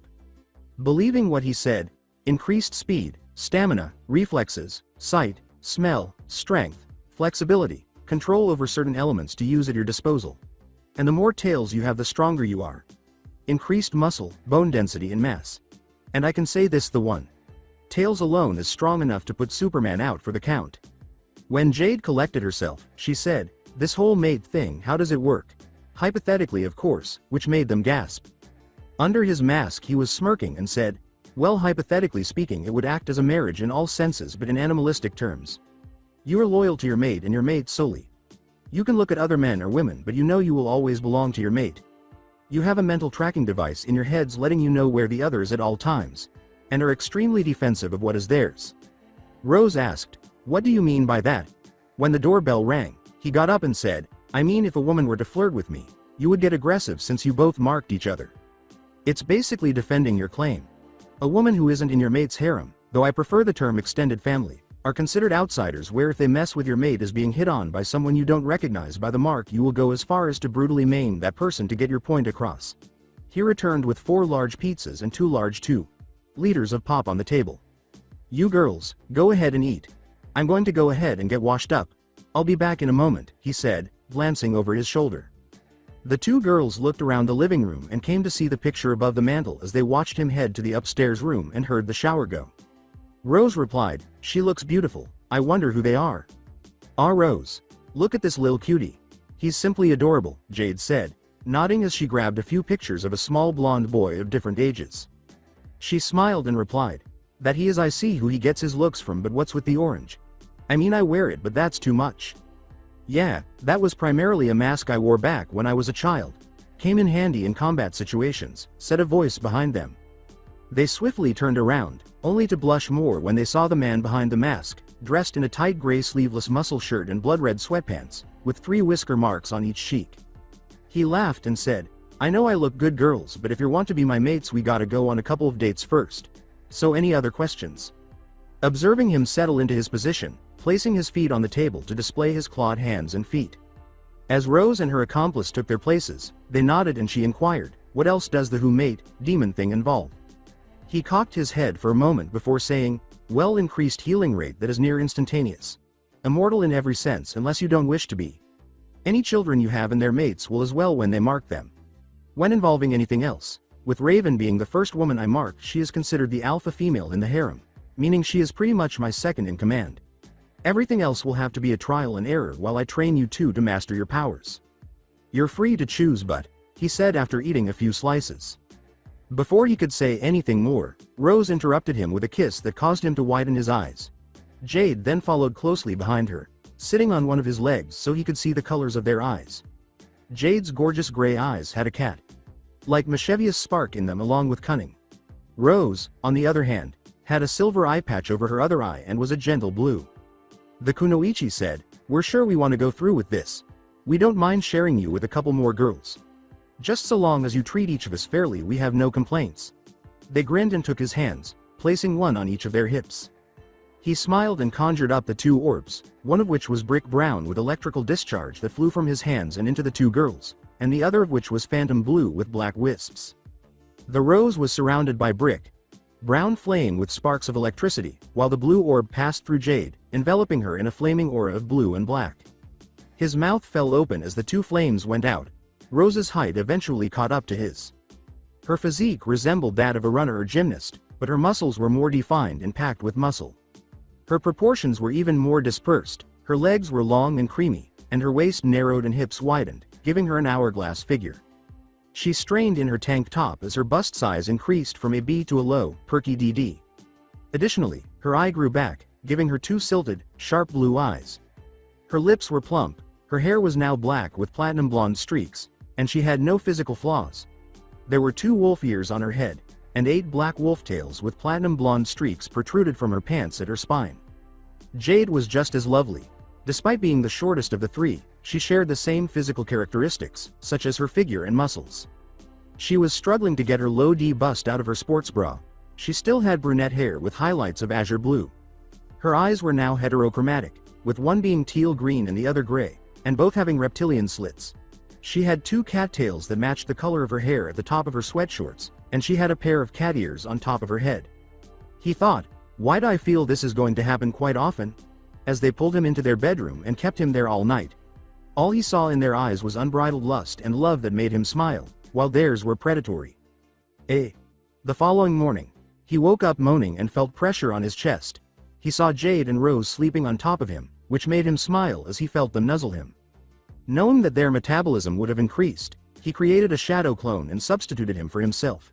When he heard them shuffle into the kitchen moaning, he started preparing a large amount of food for breakfast. When the 2 girls blushed, he laughed and said, "Good morning girls, enjoy yourselves last night." He said, "Eat up girls, because there is something I gotta tell clear with you two," as they were examining their plates. "Now that you two have something in your stomach, I want to run down your training regimen for the 2 of you," he said, sitting there and watching them as they quickly cleaned their plates before getting better. "What is this training regimen, Wolfie?" Rose asked, unclear of his meaning, and Jade asked the same question. While sipping on his coffee he said, "With your new abilities you two need to be properly trained to handle them. So this is what we're going to be doing. First I'm going to teach you both a special jutsu that can act out here while we train inside." Upon noticing their raised eyebrows, he used his canine to prickle his thumb, causing several pints of blood to spill onto the floor. He then formed a series of hand seals, using his blood to create multiple clones. He stated, "These are blood clones, the base of the jutsu I'm going to teach you. Simply put, they live for as long as they aren't killed by a fatal blow. The one that will be used out here will also transfer the memories they experience to you when you dispel them, much like the technique you will use in training." "So what will this training entail?" Jade asked, piqued their interest. He smiled darkly and said, "For this training I'm going to place special seals on you two that will take your weight in times that by Earth's gravity and multiply that by 2, then when your body adjusts it will increase to 3 times that, and so on. Another seal I will put on you is a resistance seal that will make it more difficult to move. These seals will make moving difficult, but when you remove them they will improve your stamina, strength, and speed. This will be the permanent factor of training." They blanched and kept listening to what he was saying. "The actual training will involve training you in your demonic energy, draw energy from nature, and use of your elemental affinities once you have a grasp on your chakra control, which is what the shadow clones will work on. Then training in more weapons, your accuracy, your knowledge in poisons, and lastly knowledge in different languages." Rose, "I'm talking about you." To his delight, he clapped his hands and said, "All right, now to know what the clones out here will be doing. They're going to be doing what I was originally doing, hunting down Trigon cultists and destroying their bases, preventing him from getting stronger." She appeared sheepish as she attempted to avoid Jade's amused gaze. He pricked their thumbs, gave himself a few pints of blood to create 4 successful clones with seals to return their knowledge to them, and created 4 clones of himself to lead them. They nodded, recalling the conversation from last night. He said, "All right, you lot, you 12 will head to the locations I have written to hunt down the cult's bases and eliminate them. When you do this you can dispel yourselves, but note, if you find anything like money or things of value, place them in a scroll and reverse summon it to here. Got it?" They nodded, grabbed a piece of paper with the base's locations on it and a little training scroll, and hurried out the door. "And now the real training begins," he exclaimed, chuckling as he grabbed them by the shoulders and led them into his home's training area, sending shivers down their spines. Raven's perspective. This was my inner monologue while I was meditating and listening to my friends Jinx and Starfire converse with each other. Breathe in, breathe out. If you were wondering, Jinx is a meta human who can control the luck of objects or people. For instance, if she uses her hex bolts to strike the street, the ground will explode. If it's a living creature, they will make a mistake in something they would normally do effortlessly. A few months into my journey to Jump City, I met her, and we have been inseparable. The final female member of the Teen Titans, and my other friend is a Tamaranian princess from a different planet who was separated from her sister during their escape after being captured by the invader. I hear someone tapping my shoulder while she and Jinx are chatting away on the couch next to me. "Hey Raven, you in there girl?" Jinx asked, causing me to sigh as I opened one eye just enough to see the black cat on foot. She stood at my shoulder with pink hair shaped like 2 horns with black bands at the top, 2 pink slit cat eyes, a choker, and a slightly lighter skin tone than I had. She was dressed in a short, tattered cape and a dress that was blackish purple and fell just below the thigh. She accessorized her legs with a pair of high-heeled boots and leggings with stripes of black and purple. "What is it?" I asked, following her lead as she pointed to the large screen TV. What are your thoughts on this, Tom? This is the 12th bombing in the last year, and there are no hints to go by. Not even the Justice League has found any. As the screen shifted to an elderly man who looked to be in his late 60s standing in front of a destroyed site, a man who seemed to be in his early 30s said, "Hello, Mike. Yes, I am standing in front of a site that was recently destroyed in the Himalayas. The locals have reported that a group of people have come here with suspicious activities going on. However, one thing is certain. This is not a terrorist attack. Mike." The previously mentioned Tom had stated that the screen should return to the young man before I cut it off. "We will all update you when we have more information." The Tamaranian princess added her thoughts to her question. "So Raven, what do you make of it? Seems pretty suspicious, don't you think?" Her words, floating in front of my face, were, "Yes, friend Raven, what do you make of the attacks of the unknown?" Her skin tone was slightly orange, pigmented. Her sclera was lime in color, and her eyes were emerald green. Her hair, however, was either red or a deep russet orange. She was dressed in a green stone and miniskirt, thigh-high boots, gloves, and a purple belly shirt with armor plating over her neck and shoulders. Although she was a sweet girl, her naivety makes a child appear dark. "At my best guess, it's probably Naruto," I replied, gently pushing her face back a few inches to maintain my personal space. About a year ago, the two of them first became aware of Naruto during one of our regular get-togethers, which involved watching a variety of genres of movies. I moaned his name a little too loudly when they entered my room, which embarrassed me even more when Jinx had to tell Starfire what I was doing. Never in my life have I felt so ashamed. In any case, I told the two of them everything about him, his life, and how we met, aside from the private moments, shortly after that awkward moment when they asked me who he was. And anything else he can reveal when he's prepared. I also informed them of his absence and instructed them to keep it a secret from Robin and the others. Knowing who his teacher was, Robin would either treat Naruto and me like enemies or tell Batman to do the same, locking us and anyone associated with the Biju away. Furthermore, that is not feasible. With a Cheshire Cat smile on her face, Jinx remarked, "Speaking of the silver-haired Adonis, when do you think he's gonna show up, Rave? I'm dying to meet this demon god." Since we don't have a way to communicate with one another like the Titans did with the communicators, I shrugged and said, "I don't know, but the pulse coming from my necklace is growing stronger every week. At this rate it shouldn't be any longer than a couple of months." Sensing my loneliness, Starfire said, "Don't worry, friend Raven, this Naruto will do the showing up when it is time," before embracing me. I was always confused by that. Isn't it me? In an instant, she can transform from a child's innocence to a sage's wisdom before returning to the persona everyone has come to expect. "Yo Titans, it's yo boys back from City Whack," and, "Yeah bro, nothing like tofu after RUN," interrupted me as I was about to speak. Yes, those two are Beast Boy and Cyborg. Oh no, just the name doesn't spell. Despite my repeated refusals, he has only irritated me or flirted with me since the formation of the Titans. In order to scare Naruto into leaving me alone, I hope he returns to me soon. I have nothing against Cyborg. He's a great friend and the only person here who is aware of Naruto thanks to a picture he found of us. He has also inspired me to pursue a career in mechanics, and occasionally I even lend a hand with the T-car when I simply need some guy advice. Despite our friendship, he can be a little less obnoxious than Beast Boy. Now that I think about it, he's kind of like an older brother because he knows how to calm me down and knows when to back off when I'm angry. The hulking Titan grinned and handed me my food while Sai gave Star and Jinx theirs. Sup Ray, got your favorite chicken stir-fry, fried rice, and General So's chicken with 2 egg rolls just like you asked. As his name suggests, a cyborg is a person who is half machine and half human. He had to have the damaged human parts replaced with mechanical ones after an accident a few years ago. However, I believe that if Naruto and I can figure it out, we can help him transform back into a human while still utilizing his mechanical skills. In any case, he is the tower's technical genius. In fact, he constructed it himself. Beast Boy, on the other hand, had elfish ears, a fang protruding from his lower lip, and green skin, hair, and eyes as a result of a childhood tragedy. He's dressed in a black and purple bodysuit. Oh no. I detest the color green, not purple, which is why it causes so much annoyance. He is a slob, lacks personal space, lacks common sense, and uses the terms dude and bro in every sentence. And he believes that I like him simply because I laughed sympathetically at him. In any case, he smells like a stranger in the bathroom and shower and is a complete slob. Returning to his abilities, he can transform into any animal he can think of using whatever happened to him as a child. However, because he hasn't read up on various animals and their subspecies, he is unaware that he can expand his transformations beyond zoo animals. Speaking of the little green mutant, I grimaced in frustration as he said, "Hey Ray," and I shoved him away. I was practically snarling when I said, "What? And what did I tell you about calling me Ray? You are not to call me that. He is really annoying." "Aw come on Ray, you know you like it when I call you that, and I was wondering if you're still up for movie night tonight.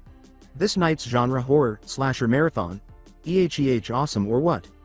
Prior to me throwing him out the window, Cyborg, as is customary in situations like this, eases the tension between me and the green annoyance because my two friends are too busy watching this like a soap opera. Yes, Jinx recently introduced me to this Spanish soap opera. It's called telenovela, and to be honest, it's not a bad show. Chill grass stain, of course Ray's gonna be there, you know she loves a good nightmare-inducing movie as much as the next girl. "Right Ray?" he says, grinning at me while holding Beast Boy in a headlock, which makes me smile. With a slight nod, I replied, "Of course. It's as you said, I love a good scare flick." "Yo Robin, we got the food.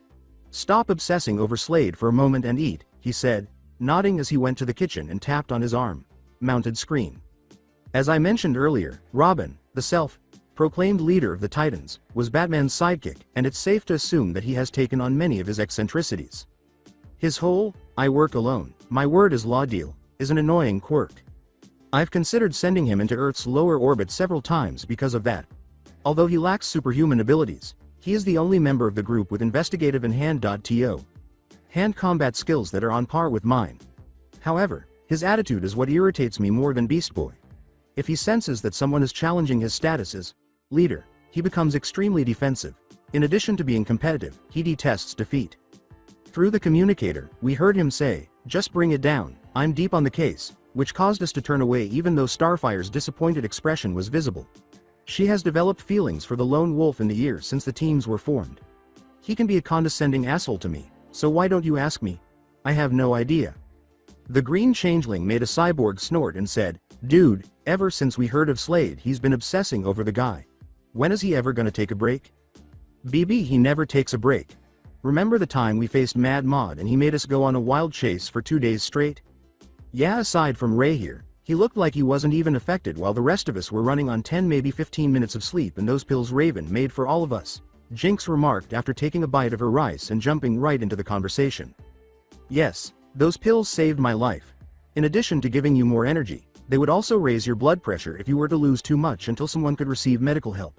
Since I am the only qualified medic in the group with the ability to treat serious injuries or conditions, I have been training Starfire, Jinx, and even Cyborg to provide medical care in the event that I am unavailable or too far away." The mechanized man grinned and pointed his forearm at me, saying, "Whatever man, you better be up here for movie night, or I might have to unleash Raven on you again like last time." I gave him a devilish smile, which caused Robin to gulp rather loudly. I inflicted the wrath of an enraged demon queen, or soon-to-be, once my bastard father is removed from the picture, on him the last time he attempted to isolate himself from us. When is he ever going to learn that Slade is a freaking ghost man? It's been months since we've met the guy and no information is known, not even a degree or medical history on this guy. I can't even find anything on the guy besides the fact that he takes jobs that only benefit him. Cyborg groaned in frustration as he nodded visibly as the screen went to static. Groaning, I replied, "I know, that's all Robin says about the guy since you found that information.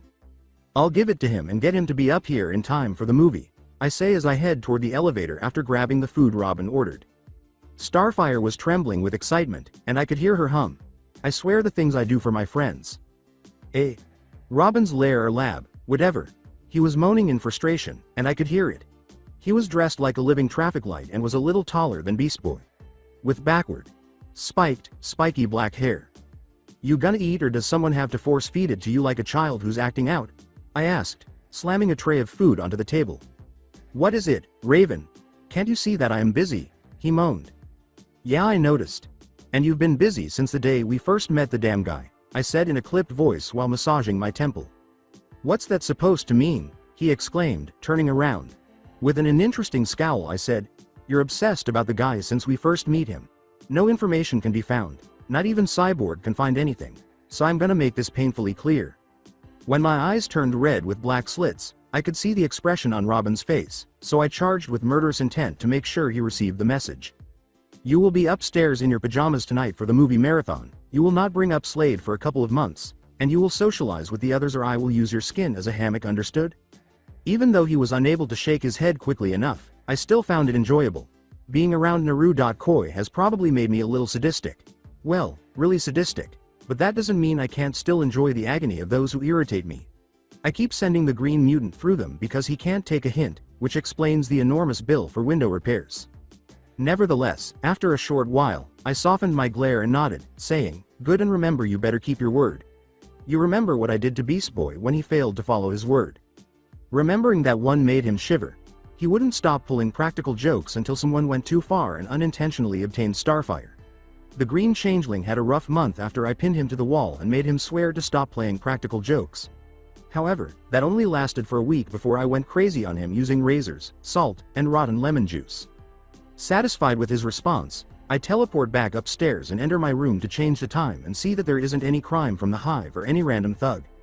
I trade in my jeans and leotard for a pair of sweatpants and one of Naruto's t-shirts, which have become so tight on me over time that they hardly reach my hips. I thought, I can't wait for the day you return, Naruto-kun, as I sat on my bed fingering the necklace that serves as a beacon with him. I felt it hum, which made me smile. "Hurry up, please." I heard someone knock on my door as I got up, and then Jinx and Starfire entered. They were dressed in black silk pajama bottoms and a black t-shirt. When Starfire entered, it was impossible to see what was underneath her long knee-length t-shirt. "Yo girl, ready for some horror?" And hearing Beast Boy scream like a little girl, Jinx asked, perched on the dresser close to the door. The last time we had a horror movie film fest, Cyborg saw Starfire laughing and tapped him, making the idiot jump 10 feet in the air and scream like a little girl who was clinging to Starfire and couldn't stop laughing. Knowing that the same thing would happen, I nodded and grinned a little. As we left my room, I couldn't help but smile, relishing the fact that, despite the fact that not everyone here is someone I can call friends, the few that I do care about are like family. Jump City is 30 minutes away. The gem's pulse is getting stronger, and she's close by. Where in town should I start? Naruto thought. Well, it's no fortress of solitude, but I'm sure it has its defenses, as he and his two accomplices stood atop one of the massive cement buildings that made up the city of its creation. A large metallic T-shaped building stood on a small island. He was about to say something while looking around when his stomach rumbled, causing the other person to perspire. "Who's up for getting a bite to eat before we go looking, huh?" he asked. They all vanished after nodding, but not before the four-eyed raven perched on a tiny antenna close to where they were standing took off for the tower where a particular demon girl lives. Raven's chamber. As the tapping persisted, feeling a cozy warmth, a figure could be seen shifting beneath the covers of her large queen-sized bed while groaning. Eventually, the tapping's rhythm and tempo increased. As she emerged from under the covers, the figure said, "All right. Damn, I was just getting to the good part." Naruto was giving me a nice full body massage. She was wearing a raven shirt and boy shorts, which are the girl's equivalent of boxers, and she was walking to the window when one of her aerial spies was discovered perched on her outstretched finger before it melded into her as it burst into chakra. Who are those three? First Slade, then the Hive and Brotherblood, now three mysterious figures. Please don't let this be another enemy, she thought with a groan that cracked her back. After dealing with random villains, thugs, and unnamed low-lives for 2 months, she and the others hardly had time to relax. She wasn't as exhausted as the others, but it was still physically and mentally taxing. In order to prevent Beast Boy from getting in her face and to prevent her from tearing the green-skinned mutant to pieces at the molecule, she grabbed her clothes, ran to her personal shower, and showered off the scent of her pheromones. She thought, "He's near, but I can't find an exact location," as she felt her pulses warm up and the other necklace gleamed from the light reflecting off the wet gem around her neck. As she dried off, she heard the mutant say, "Hey Ray, come on, I'm making breakfast. Hope you like tofu," from the other side of her door. How can anyone enjoy that torture? Even torture experts would consider it cruel to deny someone their right to even smell meat, let alone be able to stomach it. And I believed that I had told him that I am a damned carnivore. I hope he doesn't put a crumb of that shit on my plate. For a brief moment, she felt her inner fury surface, causing her and the other emotoclones to laugh together. Putting on her regular clothes, she moved from her room into the tower's kitchen. Raven POV kitchen. Cyborg exclaimed, "Hey grass stain, look what you did," as the skillet burned and the aroma of fried tofu filled the room, making many of us gag. It smelled worse than Beast Boy when he doesn't take a shower for a week. Who am I kidding? I think soap and water are alien to him. Last month, when he got in my face, I saw fungus growing in his hair, How in the world does he think any woman would find that attractive? So anything interesting happened this morning? Besides Beast Boy and Cyborg's annual knockout dragout fights? I asked Starfire and Jinx as soon as I entered the kitchen to make my tea, ignoring the chaos that was currently being wagged. Jinx put the newspaper down and said, "The most recent explosion was a state over. They've gotten closer. Wouldn't be surprised if the next one happens here. Your Foxy, as you mutter in your sleep, is getting pretty erratic. Where did you get the necklace?" "It is one of a set. You know who has the other with him. It's specially made," I said, looking down, forgetting to conceal it so no one would ask questions. "What does the jewelry of Nex do, friend Raven?" inquired an intrigued Starfire. "I'm just going to have her speak like everyone else because that's difficult to write out and seem like I'm making sense. It lets me know when he's nearby by giving a pulse. The closer he is, the stronger the pulse. It's gotten faster since this morning, so he's somewhere in town," I said, rubbing the sapphire jewel between my fingers. They grinned when Cyborg said, "Well y'all, it looks like we're having pizza for breakfast since a certain grass stain decided to burn his sorry excuse for breakfast." I groaned as Beast Boy pitifully exclaimed, "When are you going to understand that I can't eat meat, dude? Please, Beast Boy, enlighten us as to how you not eating meat involves us eating that miserable mess," I said, getting up and grabbing my cloak. As we all made our way to the elevator when the alarm went off, I interrupted, invalidating his argument and making him deflate. Well, meat has no value. No value besides it has an excellent source of iron and other proteins and goods to ensure someone remains healthy. I laughed loudly as we all walked.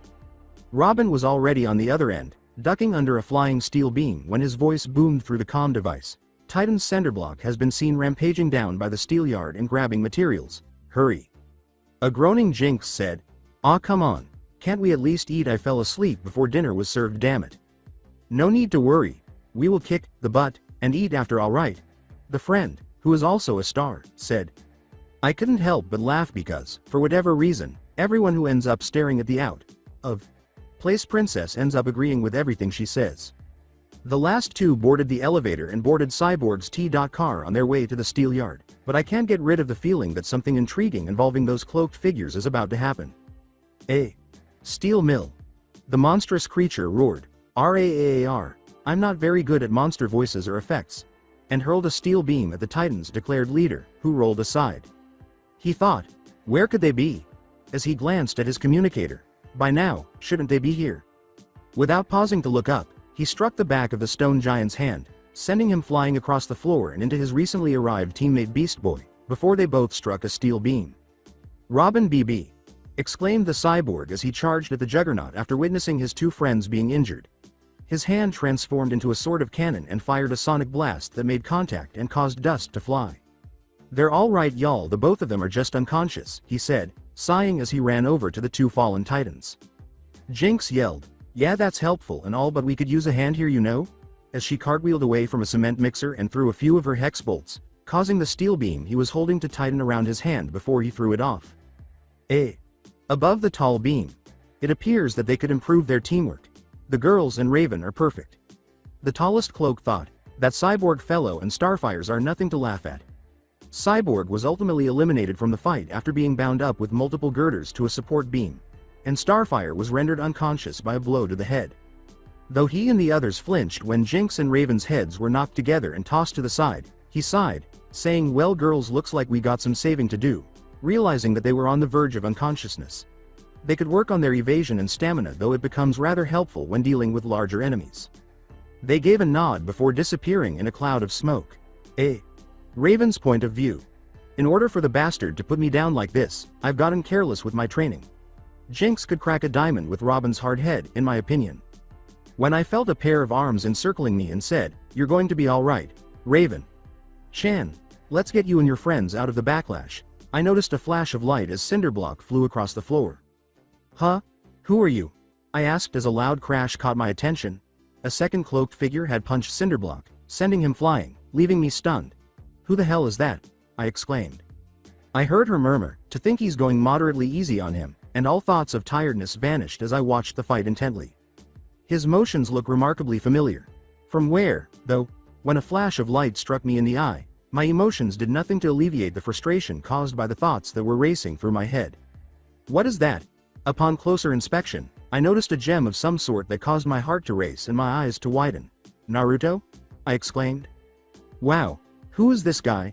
He's fighting Cinderblock like it's no problem. Cyborg exclaimed as he assisted me in standing up. Suddenly, we heard a small explosion and saw the remnants of a truck fly from the center. A cloaked figure POVI yelled as I charged through the smoke. "Aw, that was my favorite cloak, you bastard. Come on, who the hell throws a truck at someone?" Ducking under a right hook, I began to run around him till I started to see I was making after images of myself run around him when punched him across the face, then kicked him in the jaw, sending him skyward. A Teen Titans POV. Everyone watched as a man with porcelain white skin ran in circles around him until he kicked him hard in the chin, sending him flying. Whoever this guy is, he's someone I wouldn't want to mess with. Cyborg was the first to respond. That's Juby.kun for you. He isn't some pushover. A true leader, said the other two figures who were seated close by. Eyes still fixed on the fight, everyone flinched except for the cloaked figures who watched as the same guy beat Cinderblock in midair with a double of him. Then the two kicked him hard into the ground as the earth collapsed where the cement man was, creating a crater that was 20 inches wide and 10 inches deep, impressing Jinx's whistle. The others nodded when she said, "And strongest man alive being that guy," pointing out that even the Man of Steel would struggle with him. The Raven said, "Naruto.kun," so softly that almost no one heard. Before anyone else could say anything, she made a run for him while his back was turned to everyone else while he was ignorant to the growing anger the girl held. Naruto.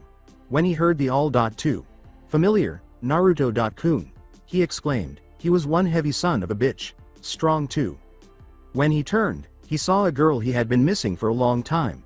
He spread his arms wide before getting punched in the face, which caused him to sprawl across the floor and twitch, making the people watching him go wide-eyed while Jinx muttered, "Damn girl," in the background. She heard him remark, "Ooh Raven. Chan never told me she had sisters," as he gazed at the fallen Tails. "I love this man, but he shouldn't have had me waiting so long, lovable idiot," she muttered to herself as she picked him up by the back of his shirt and dragged him over to the others, blushing and moaning. Alongside the Titans. "Why did you beat the living daylights out of the man who saved our collective ass, Raven? How did you get to know him?" asked Robin, who witnessed the exchange prior to being rendered unconscious by a brain duster, which resulted in the boy with the snow-colored hair suffering a pretty striking bruise. "Yeah, this adorable fool is Naruto Uzumaki Namikaze. He and I have a long history together," she said, nodding. "However, I am one of his fiancés for those who are unaware of him." That made the other person's eyes widen, causing her and the cloaked figures to laugh at their facial expressions. Especially the Beezy boys, who appeared to be about to lose it. "And you too are?" she asked, turning to face the two cloaked individuals. They took off their cloaks and appeared to be in her and Naruto's age range. One of them had long black hair with silver strands, and the other had messy brunette hair. "Name's Jade Nguyen, nice to meet ya," the brown-haired person bowed. "Rose Wilson, pleasure," was said by the other, who watched with a rather bored expression. She could sense the demonic energy emanating from them from the moment they arrived, which made her smile in her head. "Oh, so he took my advice on finding more mates, did he?" she thought. She nodded and pointed to the blonde who was still unconscious, saying, "Can you two help me get him to the tower? He weighs more than he appears." As she turned to her still dazed team, they nodded and grabbed an arm and leg. "Hey, I'm going to get these three to the tower. I'll meet you all there," she said. She heard Beast Boy say, "She's his what?" as they carried the two girls and the unconscious man into the now open black portal. "Why do I feel like he's only going to get worse than he already was?" Raven thought, and a frustrated moan escaped his lips. Titan's Tower.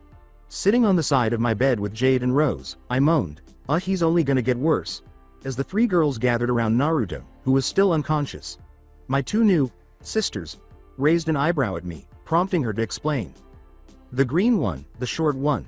Since the team was formed, he has been making advances on me, and no matter how many times I tell him that I don't like him or that he isn't funny, it just means that I find him irresistible."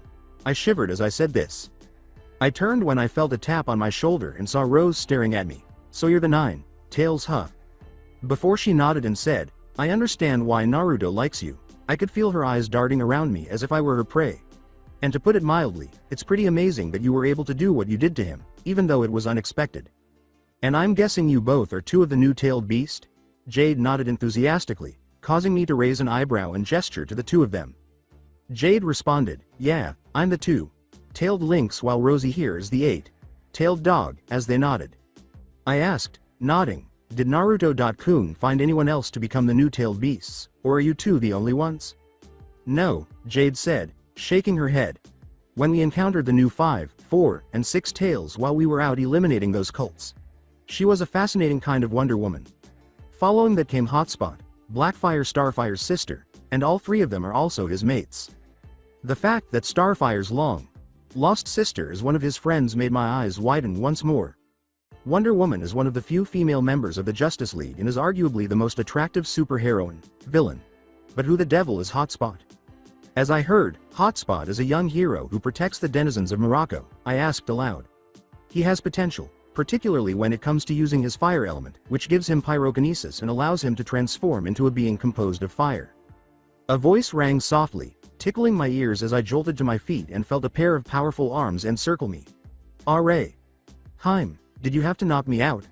I mean, all you had to do was ask if you wanted me to visit your room." I shivered at the contact, causing the other 2 to giggle like schoolgirls, but I quickly ignored that and swatted his arm, giving him a fierce look and saying, "And where the hell were you, Naruto Uzumaki Namikaze? You have no idea how concerned I was that something had happened to you." He frowned slightly and kissed my forehead, softening my glare. I detest it when he does that. When he kissed my cheek again and said, "I'm sorry, Heim," I gave in.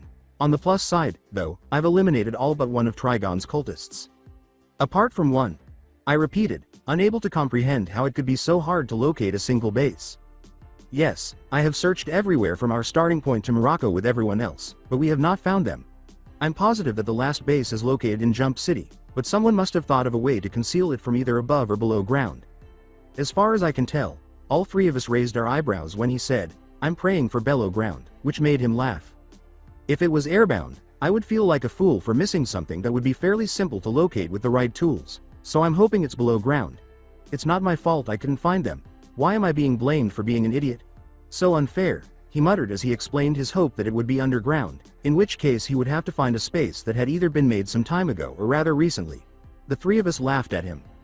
Just as I was about to respond, Robin's image appeared on the other end and my communicator chimed, forcing me to respond. "What is it, Robin?" His words were carefully worded. "I need you to bring your 3 friends into the main room of the tower so we can ask them some questions."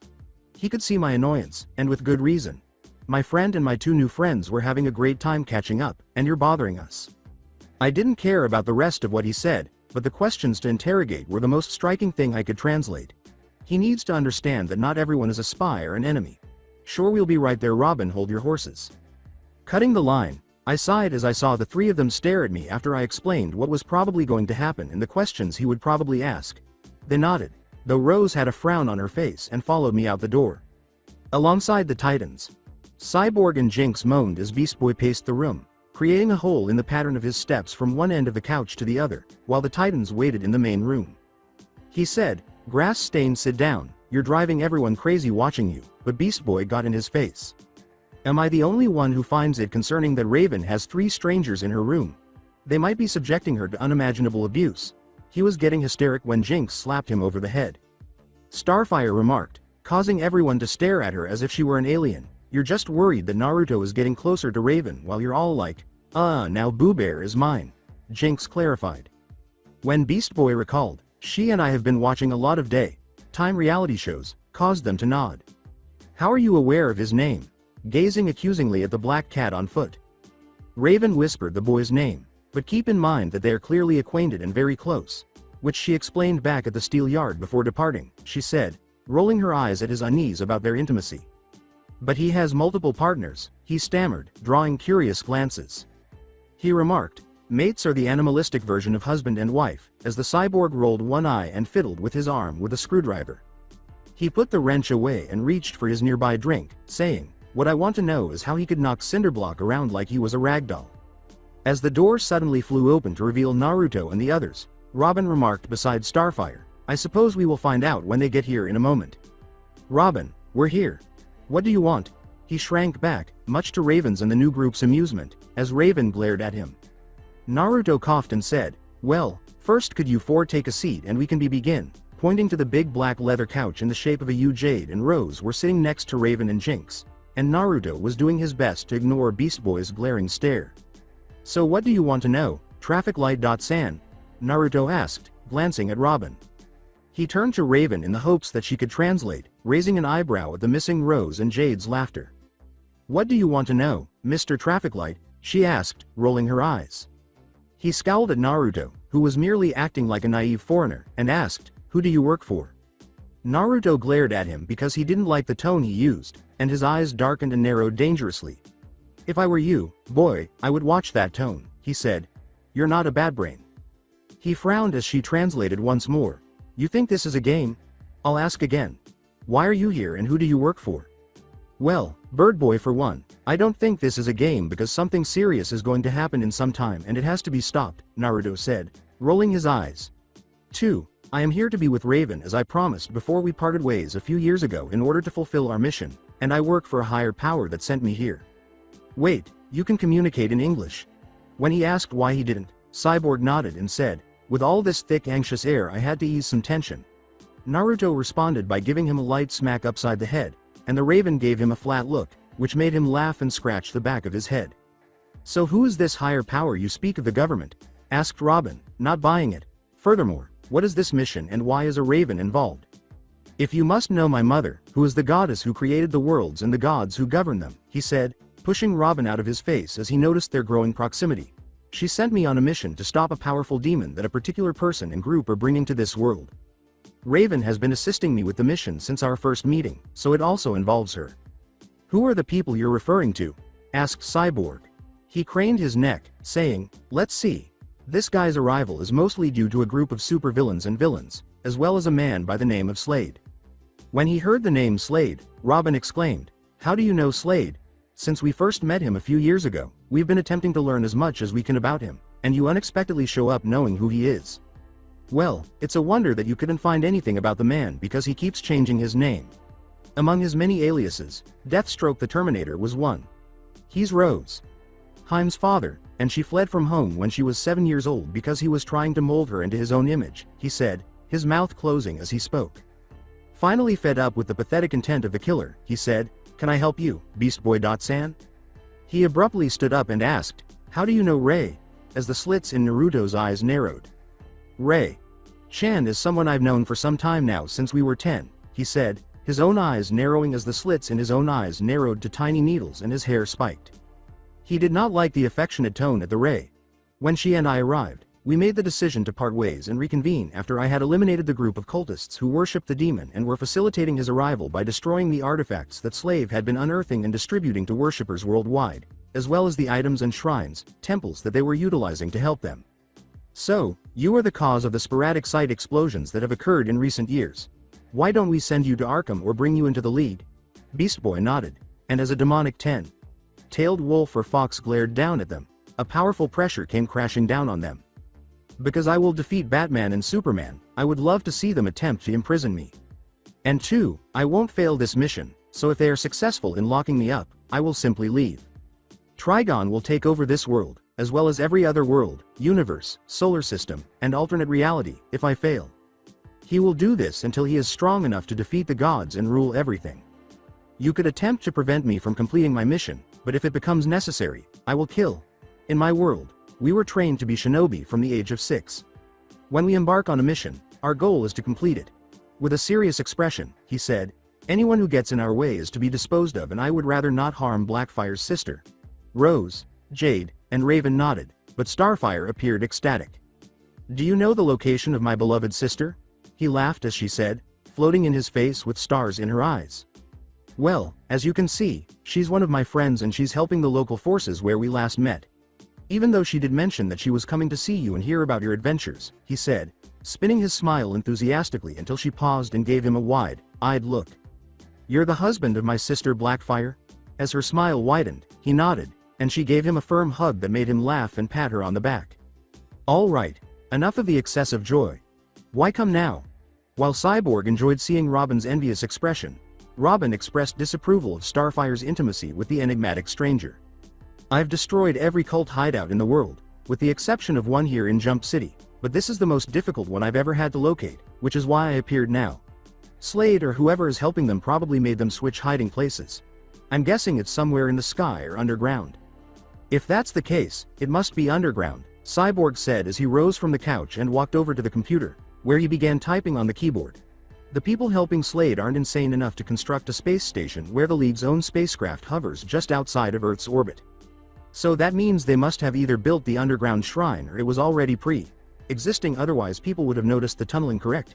He said, nodding as he walked over to Cyborg. You're correct. Obtaining a precise location will take at least 6 months and no more than a year. I apologize for not receiving something right away. Nice to meet you, Cyborg, by the way, he said, holding out his hand. Uzumaki Naruto. Similarly, however, I must ask, would you prefer to be able to continue using your current abilities while still being able to move around as a human?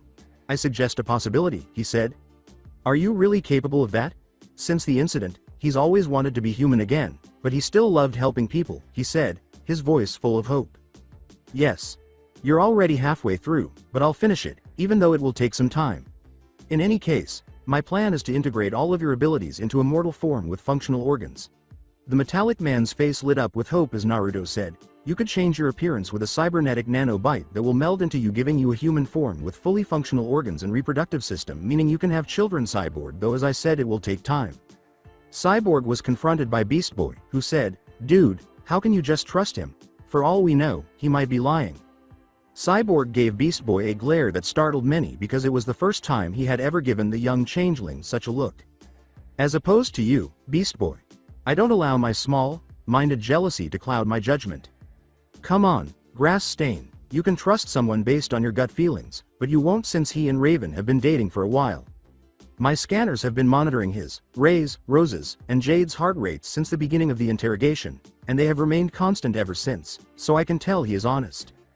He's providing me with the opportunity to regain the one sense I've lost since I was a child. The ability to feel objects I touch. Given that he has been depressed about relationships because he was never able to be in one that moved to the intimate aspect of things because of what happened to him, he said solemnly, women won't be turned off by the fact I'm part machine. I can have children, BB. Raven scowled. Robin said, don't worry about him, he just needs time to calm down, after he stormed out of the room without saying anything. In any case, would you three like to join the Titans since you work with Raven? We could collaborate to help you put an end to this Trigon, and we could use all the assistance we can get given the increasing number of villains entering the woodworks. Then I would like to welcome you three to the Teen Titans, Robin said, drawing out 3 extra communicators as the 3 Biju nodded without even needing time to consider it. If something goes wrong, we can get you a security card tomorrow so you can enter and exit the tower. Tomorrow, we can also set up a room for the 3 of you. Actually, Robin, if it's okay with you, they can remain in my room for the time being. Without hesitation, Raven offered to room the 3, and he gave in after noticing her joyful expression when she grabbed his arm and the 2 girls grabbed his legs and ran to her room. I don't know if I should be envious of Naruto or sorry for him, he whispered to the other residents. As they all went to their rooms to spend the night, Cyborg nodded and Starfire had a curious expression on her face. With the others, including Raven. Before sleep overcame them, Naruto said, you girls do realize that those clothes were the only clean clothes that fit me, right? As he lay on his back with Raven on top of him and Jade and Rose on his sides, ignoring everything around him. After they had torn his clothes off, he was thrown onto the bed with Raven and the others cuddling against him. Raven said, embarrassed, no, I don't think I did, Naruto-kun, sorry, while Jade snorted. Rose laughed when she said, and here I thought Naruto was the act first think later Biju in the group, but the 2 higher tails said nothing about his quick trigger actions. He sighed, night girls, I feel that this next year is gonna be something to be prepared for. They nodded and drifted off to sleep, their tails curled around one another, unaware of how appropriate Naruto was to the events that were obstructing them.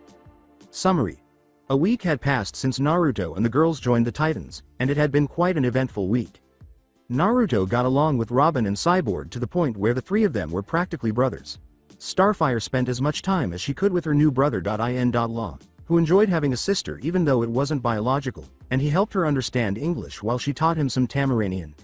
Jinx even began spending time with him and discovered that she was also reacting to the remaining Biju, albeit subtly. The only person who hasn't taken to Naruto as much as Raven did was Beast Boy, who tried his hardest to find a way to discredit Naruto in order to make him look bad in front of Raven and the other girls, but nothing came of it. Raven and the girls got along great and spent time together. Titan's Tower Corridor. As Beast Boy was about to open Raven's door, he heard, what do you think you're doing, Grass Stain? While everyone else was going about their daily lives in the tower halls. Beast Boy said, I lent Raven something and I wanted to get it back, as he turned around, startled to see Cyborg staring down at him with one eyebrow raised. I came here by myself because I didn't want to disturb her. He prayed in his head, please buy it. Please buy it. Please buy it, when he saw that the cyborgs had not changed. Beast Boy cursed as the cyborg said, I don't buy it. Do you know why? One is that you find an excuse to bother her every day. Second, you are aware that if you go into her room, she will tear you to pieces while the others and I will watch from the sidelines because you are about to get your ass kicked. 3. I am aware that you are attempting to discredit Naruto in order to make Raven dislike him. The Metal Man continued to list reasons why he would want to enter Raven's room, but he ignored him. When he woke up, he saw that Raven's room had changed slightly, with a few scrolls scattered across the floors and 2 mirrors connected to one another. Since Raven had one, I reasoned that Naruto should have one. He was lying on the floor, knocking his foot into the mirror, which caused him to look at the mirror as a pair of red eyes appeared on both mirrors. 4 on Raven's and a pair of clawed hands dragged him and Cyborg in the living room. While Robin was getting his butt whooped in a racing game by Starfire, Naruto taught her how to play video games. Jade and Rose were playing chess when Naruto and Raven briefly jerked, drawing attention to each other. The other Titans were seen sleeping up front with Naruto's head in Raven's lap while she read her book and Naruto napped. Are you two okay? When Starfire noticed their spontaneous response, they shrugged, and Naruto replied, yeah, we're fine, Star, no need to worry. You did a great job defeating Robin in that racing game, by the way. Yes, I did, in a sense, kick his ass. Is what I said accurate? She asked, a question mark hovering over her head, and he laughed. He nodded, causing her to spin around in midair. You are aware that you have begun to corrupt the poor girl, right? When Raven scowled abruptly, one eye turned blood red with a black sclera that returned to its original color, and he raised one elegant eyebrow in a monotonous manner while laughing sheepishly. What Naruto was that? She asked, frowning until her eye did the same thing, and the two snapped out of it, shrugging, unable to decide. Beast Boy and the cyborg both fell to their deaths until they managed to cling to a floating landmass ledge upon hearing a cheerful voice ask, hey, why are you two upside down? When they looked up, they saw Raven and Naruto standing upside down and grinning at them. The cyborg then said, I don't know where we are anymore, which caused them to fall back onto the platform they had previously grabbed. When Cyborg saw that Raven was wearing a pink leotard and Naruto was wearing a pinkish rose version of Tsunade's outfit, as well as that both of their eyes were pink, both Naruto and Raven watched in agony as Cyborg fell on top of them, causing both empaths to snort and giggle, respectively. Raven, that you, Naruto? Cyborg asked, getting a round of sniggers from the two, making him raise an eyebrow, thinking, Raven never laughs this much, something isn't right here. Obviously, it would be Sai. Who else would it be? Hello, anybody in there? As he saw that they were no longer in a pitch black area but rather a mixture of a vast forest area with floating landscapes above them, Naruto jokingly knocked on both of their heads. Cyborg checked his scanners as it said they were still in the tower and passed it off as a technical glitch and asked, so do you two know how we can get out of here? As Naruto threw an arm around the two of them, Beast Boy remarked, yeah, this place is funny looking. Raven laughed and said, yeah, but the same can be said about your face, pal. When the two nodded and told him to follow them as they ran farther into the forest while making plane noises, Beast Boy gave him a look that he decided to ignore. Do you suspect a problem? Have you ever seen Raven this joyful, really? The Green Changeling said. Dude, I didn't think Raven could even do happy, in response to the cyborg's question. They shrugged as they followed the strange acting duo through the forest and past an archway that caused the scenery to change once more. Titan's Tower. Raven was seen refilling her tea mug when she and Naruto suddenly started laughing uncontrollably. Raven quickly covered her mouth with her hand, and Naruto followed suit. You guys, are you okay? Raven? Are you feeling good? This is out of the ordinary. Why are Raven and I having random moments? First, we start to jerk around. Now, we're laughing like a couple of crazed hyenas. Something isn't right, and I haven't seen Beast Boy or Cyborg since breakfast. I can only think of one thing, and I'm praying they didn't, Naruto thought as the other Titans shrugged in response. Where did those two disappear to? Man. We were in a forest at first, but now we're in the center of a desolate mausoleum. Funny, I didn't even know you knew that word. Finally started to read that book Jinx got you for Christmas last year, Beast Boy remarked as Cyborg scanned his surroundings. Dude, I'm seriously talking. The first Raven insults my breakfast and is all gloom and doom. She is now giggling after being all smiles with that Naru. Whatever guy. Then she abandons us in the middle of a cemetery, he yelled, raising the cyborg's eyebrow. Why don't you like Naruto, dude? He's been nothing but kind, so why do you act like he's the public enemy? What's your deal? He inquired. He comes out of nowhere and expects us to trust him, which is why I dislike him, and Raven is completely smitten with him. The fact that he is openly cheating on her doesn't even bother her, he said, causing Cyborg to roll his eyes. He's a demon god, dude. 2. Raven and the girls he is with are cool with it. Otherwise, they wouldn't spend any time with him. Secondly, she didn't tell anyone about him except for a few of us because she knew we wouldn't allow our emotions to interfere with her feelings for him. He turned around without saying anything more, and a tree full of chibi crows with 4 red eyes beckoned him to return. Return. Return. I think they're cute. The number of birds in that tree and their strange appearance, with their jagged beaks, frightened Cyborg a little. As a maze developed around them, he fled and grabbed Beast Boy to another archway. Aw man, killer birds first, now this. He became furious and attempted to blast them out, only to realize that it was a futile endeavor. If you would like, we can show you the way out. A voice spoke from behind them, revealing Naruto and Raven once more, but this time they were young, with Raven dressed in a dark gray version of what she had on when they first met, and Naruto wearing filthy rags because their eyes were gray. Can either of you tell us where we are and if possible help us leave? The cyborg asked, lowering himself to knee level. Naruto said, you're in forever, as the two exchanged glances and nodded. We can also assist you, but you may no longer like us after we do so. Beast Boy dislikes me already. He and Raven guide them through the maze while ignoring the Beast Boy, responding to the query, where is the way out anyway, Naruto? Do you notice that big tower? He said, pointing at the remains of the Hokage Tower, getting a nod from the two. That's the way out. However, you won't like us after we lead you away. Nobody ever does. Are you saying that we won't like you? As they proceeded through the labyrinth and saw pictures of Naruto as a child in Konoha, he inquired. They don't like me because I was called a demon growing up, he said. I was beaten and mistreated by everyone, and no one would even play with me. Cyborg was saddened to see him in this state, but he smiled when Beast Boy said, that's because you were a demon, you idiot, and Raven, who had been silent until then, comforted him. Raven's 2 eyes turned completely gray as she held Naruto, who began to cry, and she became enraged and growled at him. She made a gray, outlined energy claw and slammed Beast Boy against a wall while yelling, never call him that. He gave a terrified nod as she let go of him while still consoling him. She then took control and guided the others to the end of the maze, where 2 stone statues appeared. One had 2 faces, similar to those used to describe tragedy and comedy, but both had 4 eyes, and the other had an odd ceramic Japanese mask. Naruto remarked, we said you weren't going to like us, as the 2 disappeared, leaving them to battle the 2 stone statues, only to be pushed back because nothing they did could defeat them. Titan's Tower. Naruto.kun. Raven inquired while the 2 were working out together in the tower's gym, her jogging and him performing push-ups. Ray, what's going on? Knowing what she was going to ask, he said. When were you going to let me know that we were thinking about Beast Boy and Cyborg? And do explain to me why I shouldn't destroy Beast Boy. He swallowed, thinking, I don't know what to say, as her eyes narrowed. I have nothing to say, but what will we do? Obviously, Naruto, we're going into our minds and we're going to drag the 2 out and beat Beast Boy senseless, she scowled in response to his question. Beast Boy is so screwed, was all Naruto could think as he sighed, knowing that was what she was going to say, and nodded, following her to their shared room with him and the girls. They grabbed their mirror and large bed to allow themselves to be dragged in. Nevermore. Cyborg remarked, there's just no beating these things, as Beast Boy collided with him, sending the 2 hurtling back into an imperceptible force field. Hey! They heard and looked up to see Naruto dressed in his sage attire, which was forest green with white flames, and Raven dressed in a forest green version of her attire.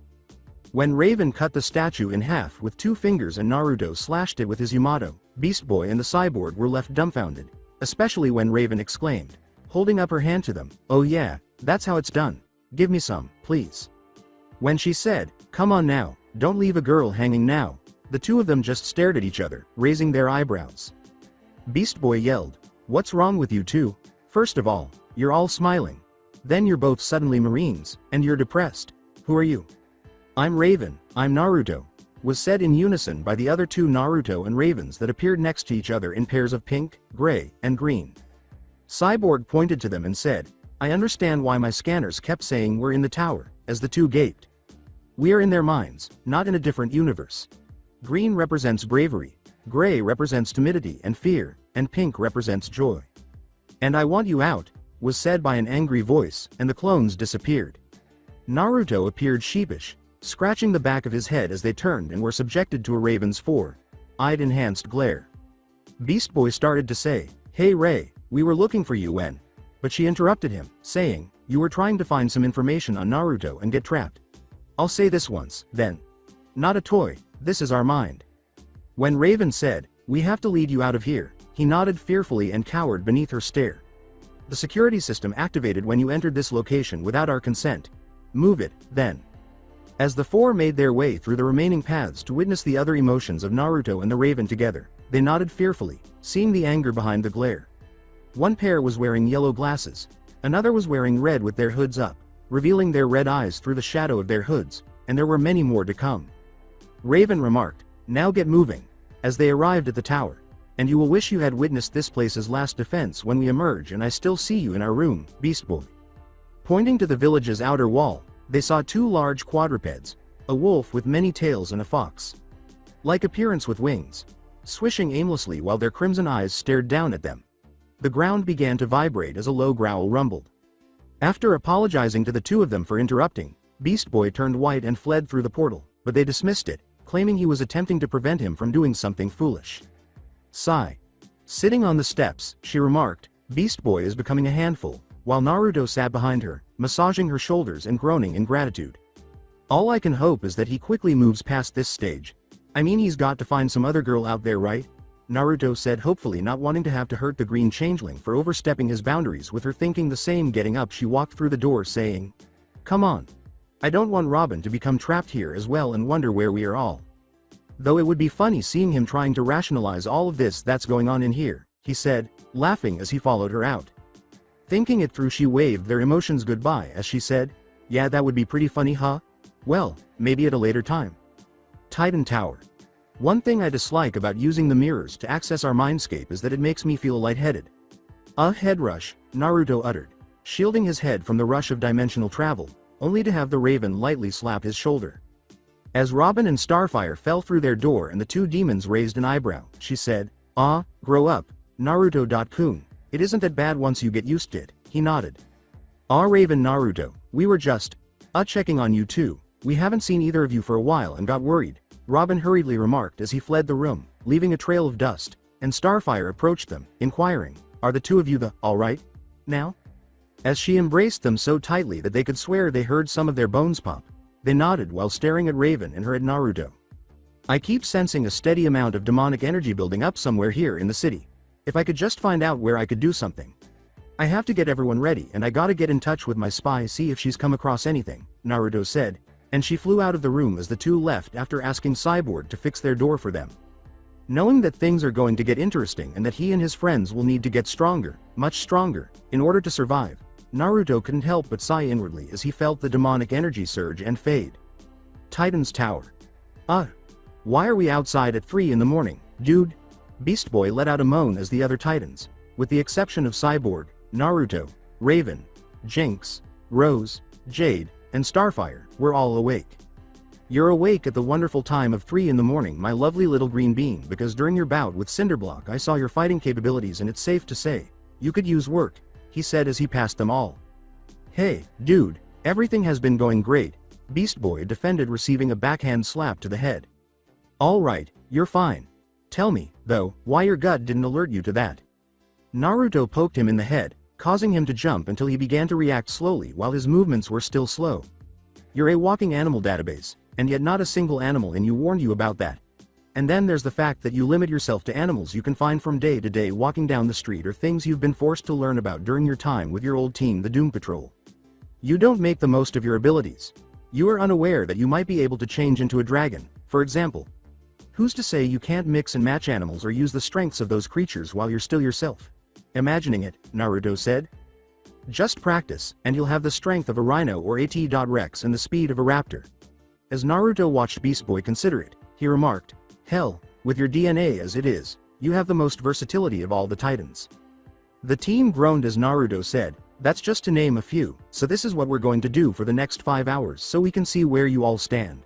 Robin, Cyborg, Starfire, Jinx, Raven, and I, Rose, and Jade will spar against each other, and no one will eat until then. 5 hours later, in the living room of the Titan's tower. As Raven sat sipping her tea, Beast Boy moaned and lay down on the floor, saying, "I didn't even think it was possible for my hair to hurt." The others agreed. "And why doesn't she feel pain? Raven took the most hits throughout this whole ordeal." Robin grumbled and received a snort. "When we first met, Naruto made me complete this training. Believe me, if he used his full strength and hit hard enough, he could turn a mountain into gravel."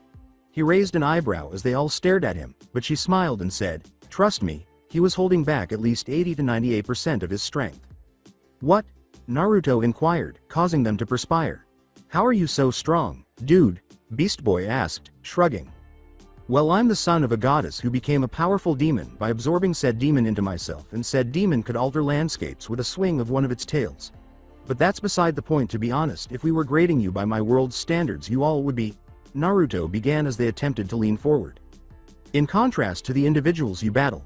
After explaining the shinobi system to them, Naruto remarked, "The common thugs, I would say you stand above a Junin with your above-average groups like the Hive. I'd say Tokubetsu Chunin. And people like Slade and this Brotherhood you've told me about stand at Genin." "How?" "We've battled Slade and the Brotherhood several times this year, and each time we've performed admirably." Beast Boy raised an eyebrow in defense. "Brother Blood really controlled the entire team at Titan's East, and he was practically cyborg as well. Had he not chosen to sabotage you guys, he would have won." Naruto raised an eyebrow in support, saying, "Every time you all fought Slave, he had you all come to him at places he chose or got you in a position where he had you at his mercy." "Name once." Standing and receiving a blank stare, Robin said, "I'm not sure how to handle the Chronotron detonator fiasco." Naruto then commanded the group in front of him to bow their heads. Then, all he had to do was strike while you were all distracted, and he would have won, he said. "But," he began, forcing them to look up again so he could go on. "Like I was growing up, you need proper guidance and training to use not only your surroundings and skills as a team or solo and basic skills to win against even Slade," Naruto said while raising his eyebrows. "How?" In an attempt to defeat Slade, Robin raised an intriguing eyebrow. "Getting under your opponent's skin is a strategy used by all fighters. As multiple clones returned carrying scrolls," Naruto remarked, "aggravate them enough, and they're bound to make a single mistake that will be the deciding factor in defeat or victory. Why do you think Slade always gets to you? He's skilled in that tactic, but also he knows how to psych you out, giving him a chance to escape when he's done with you."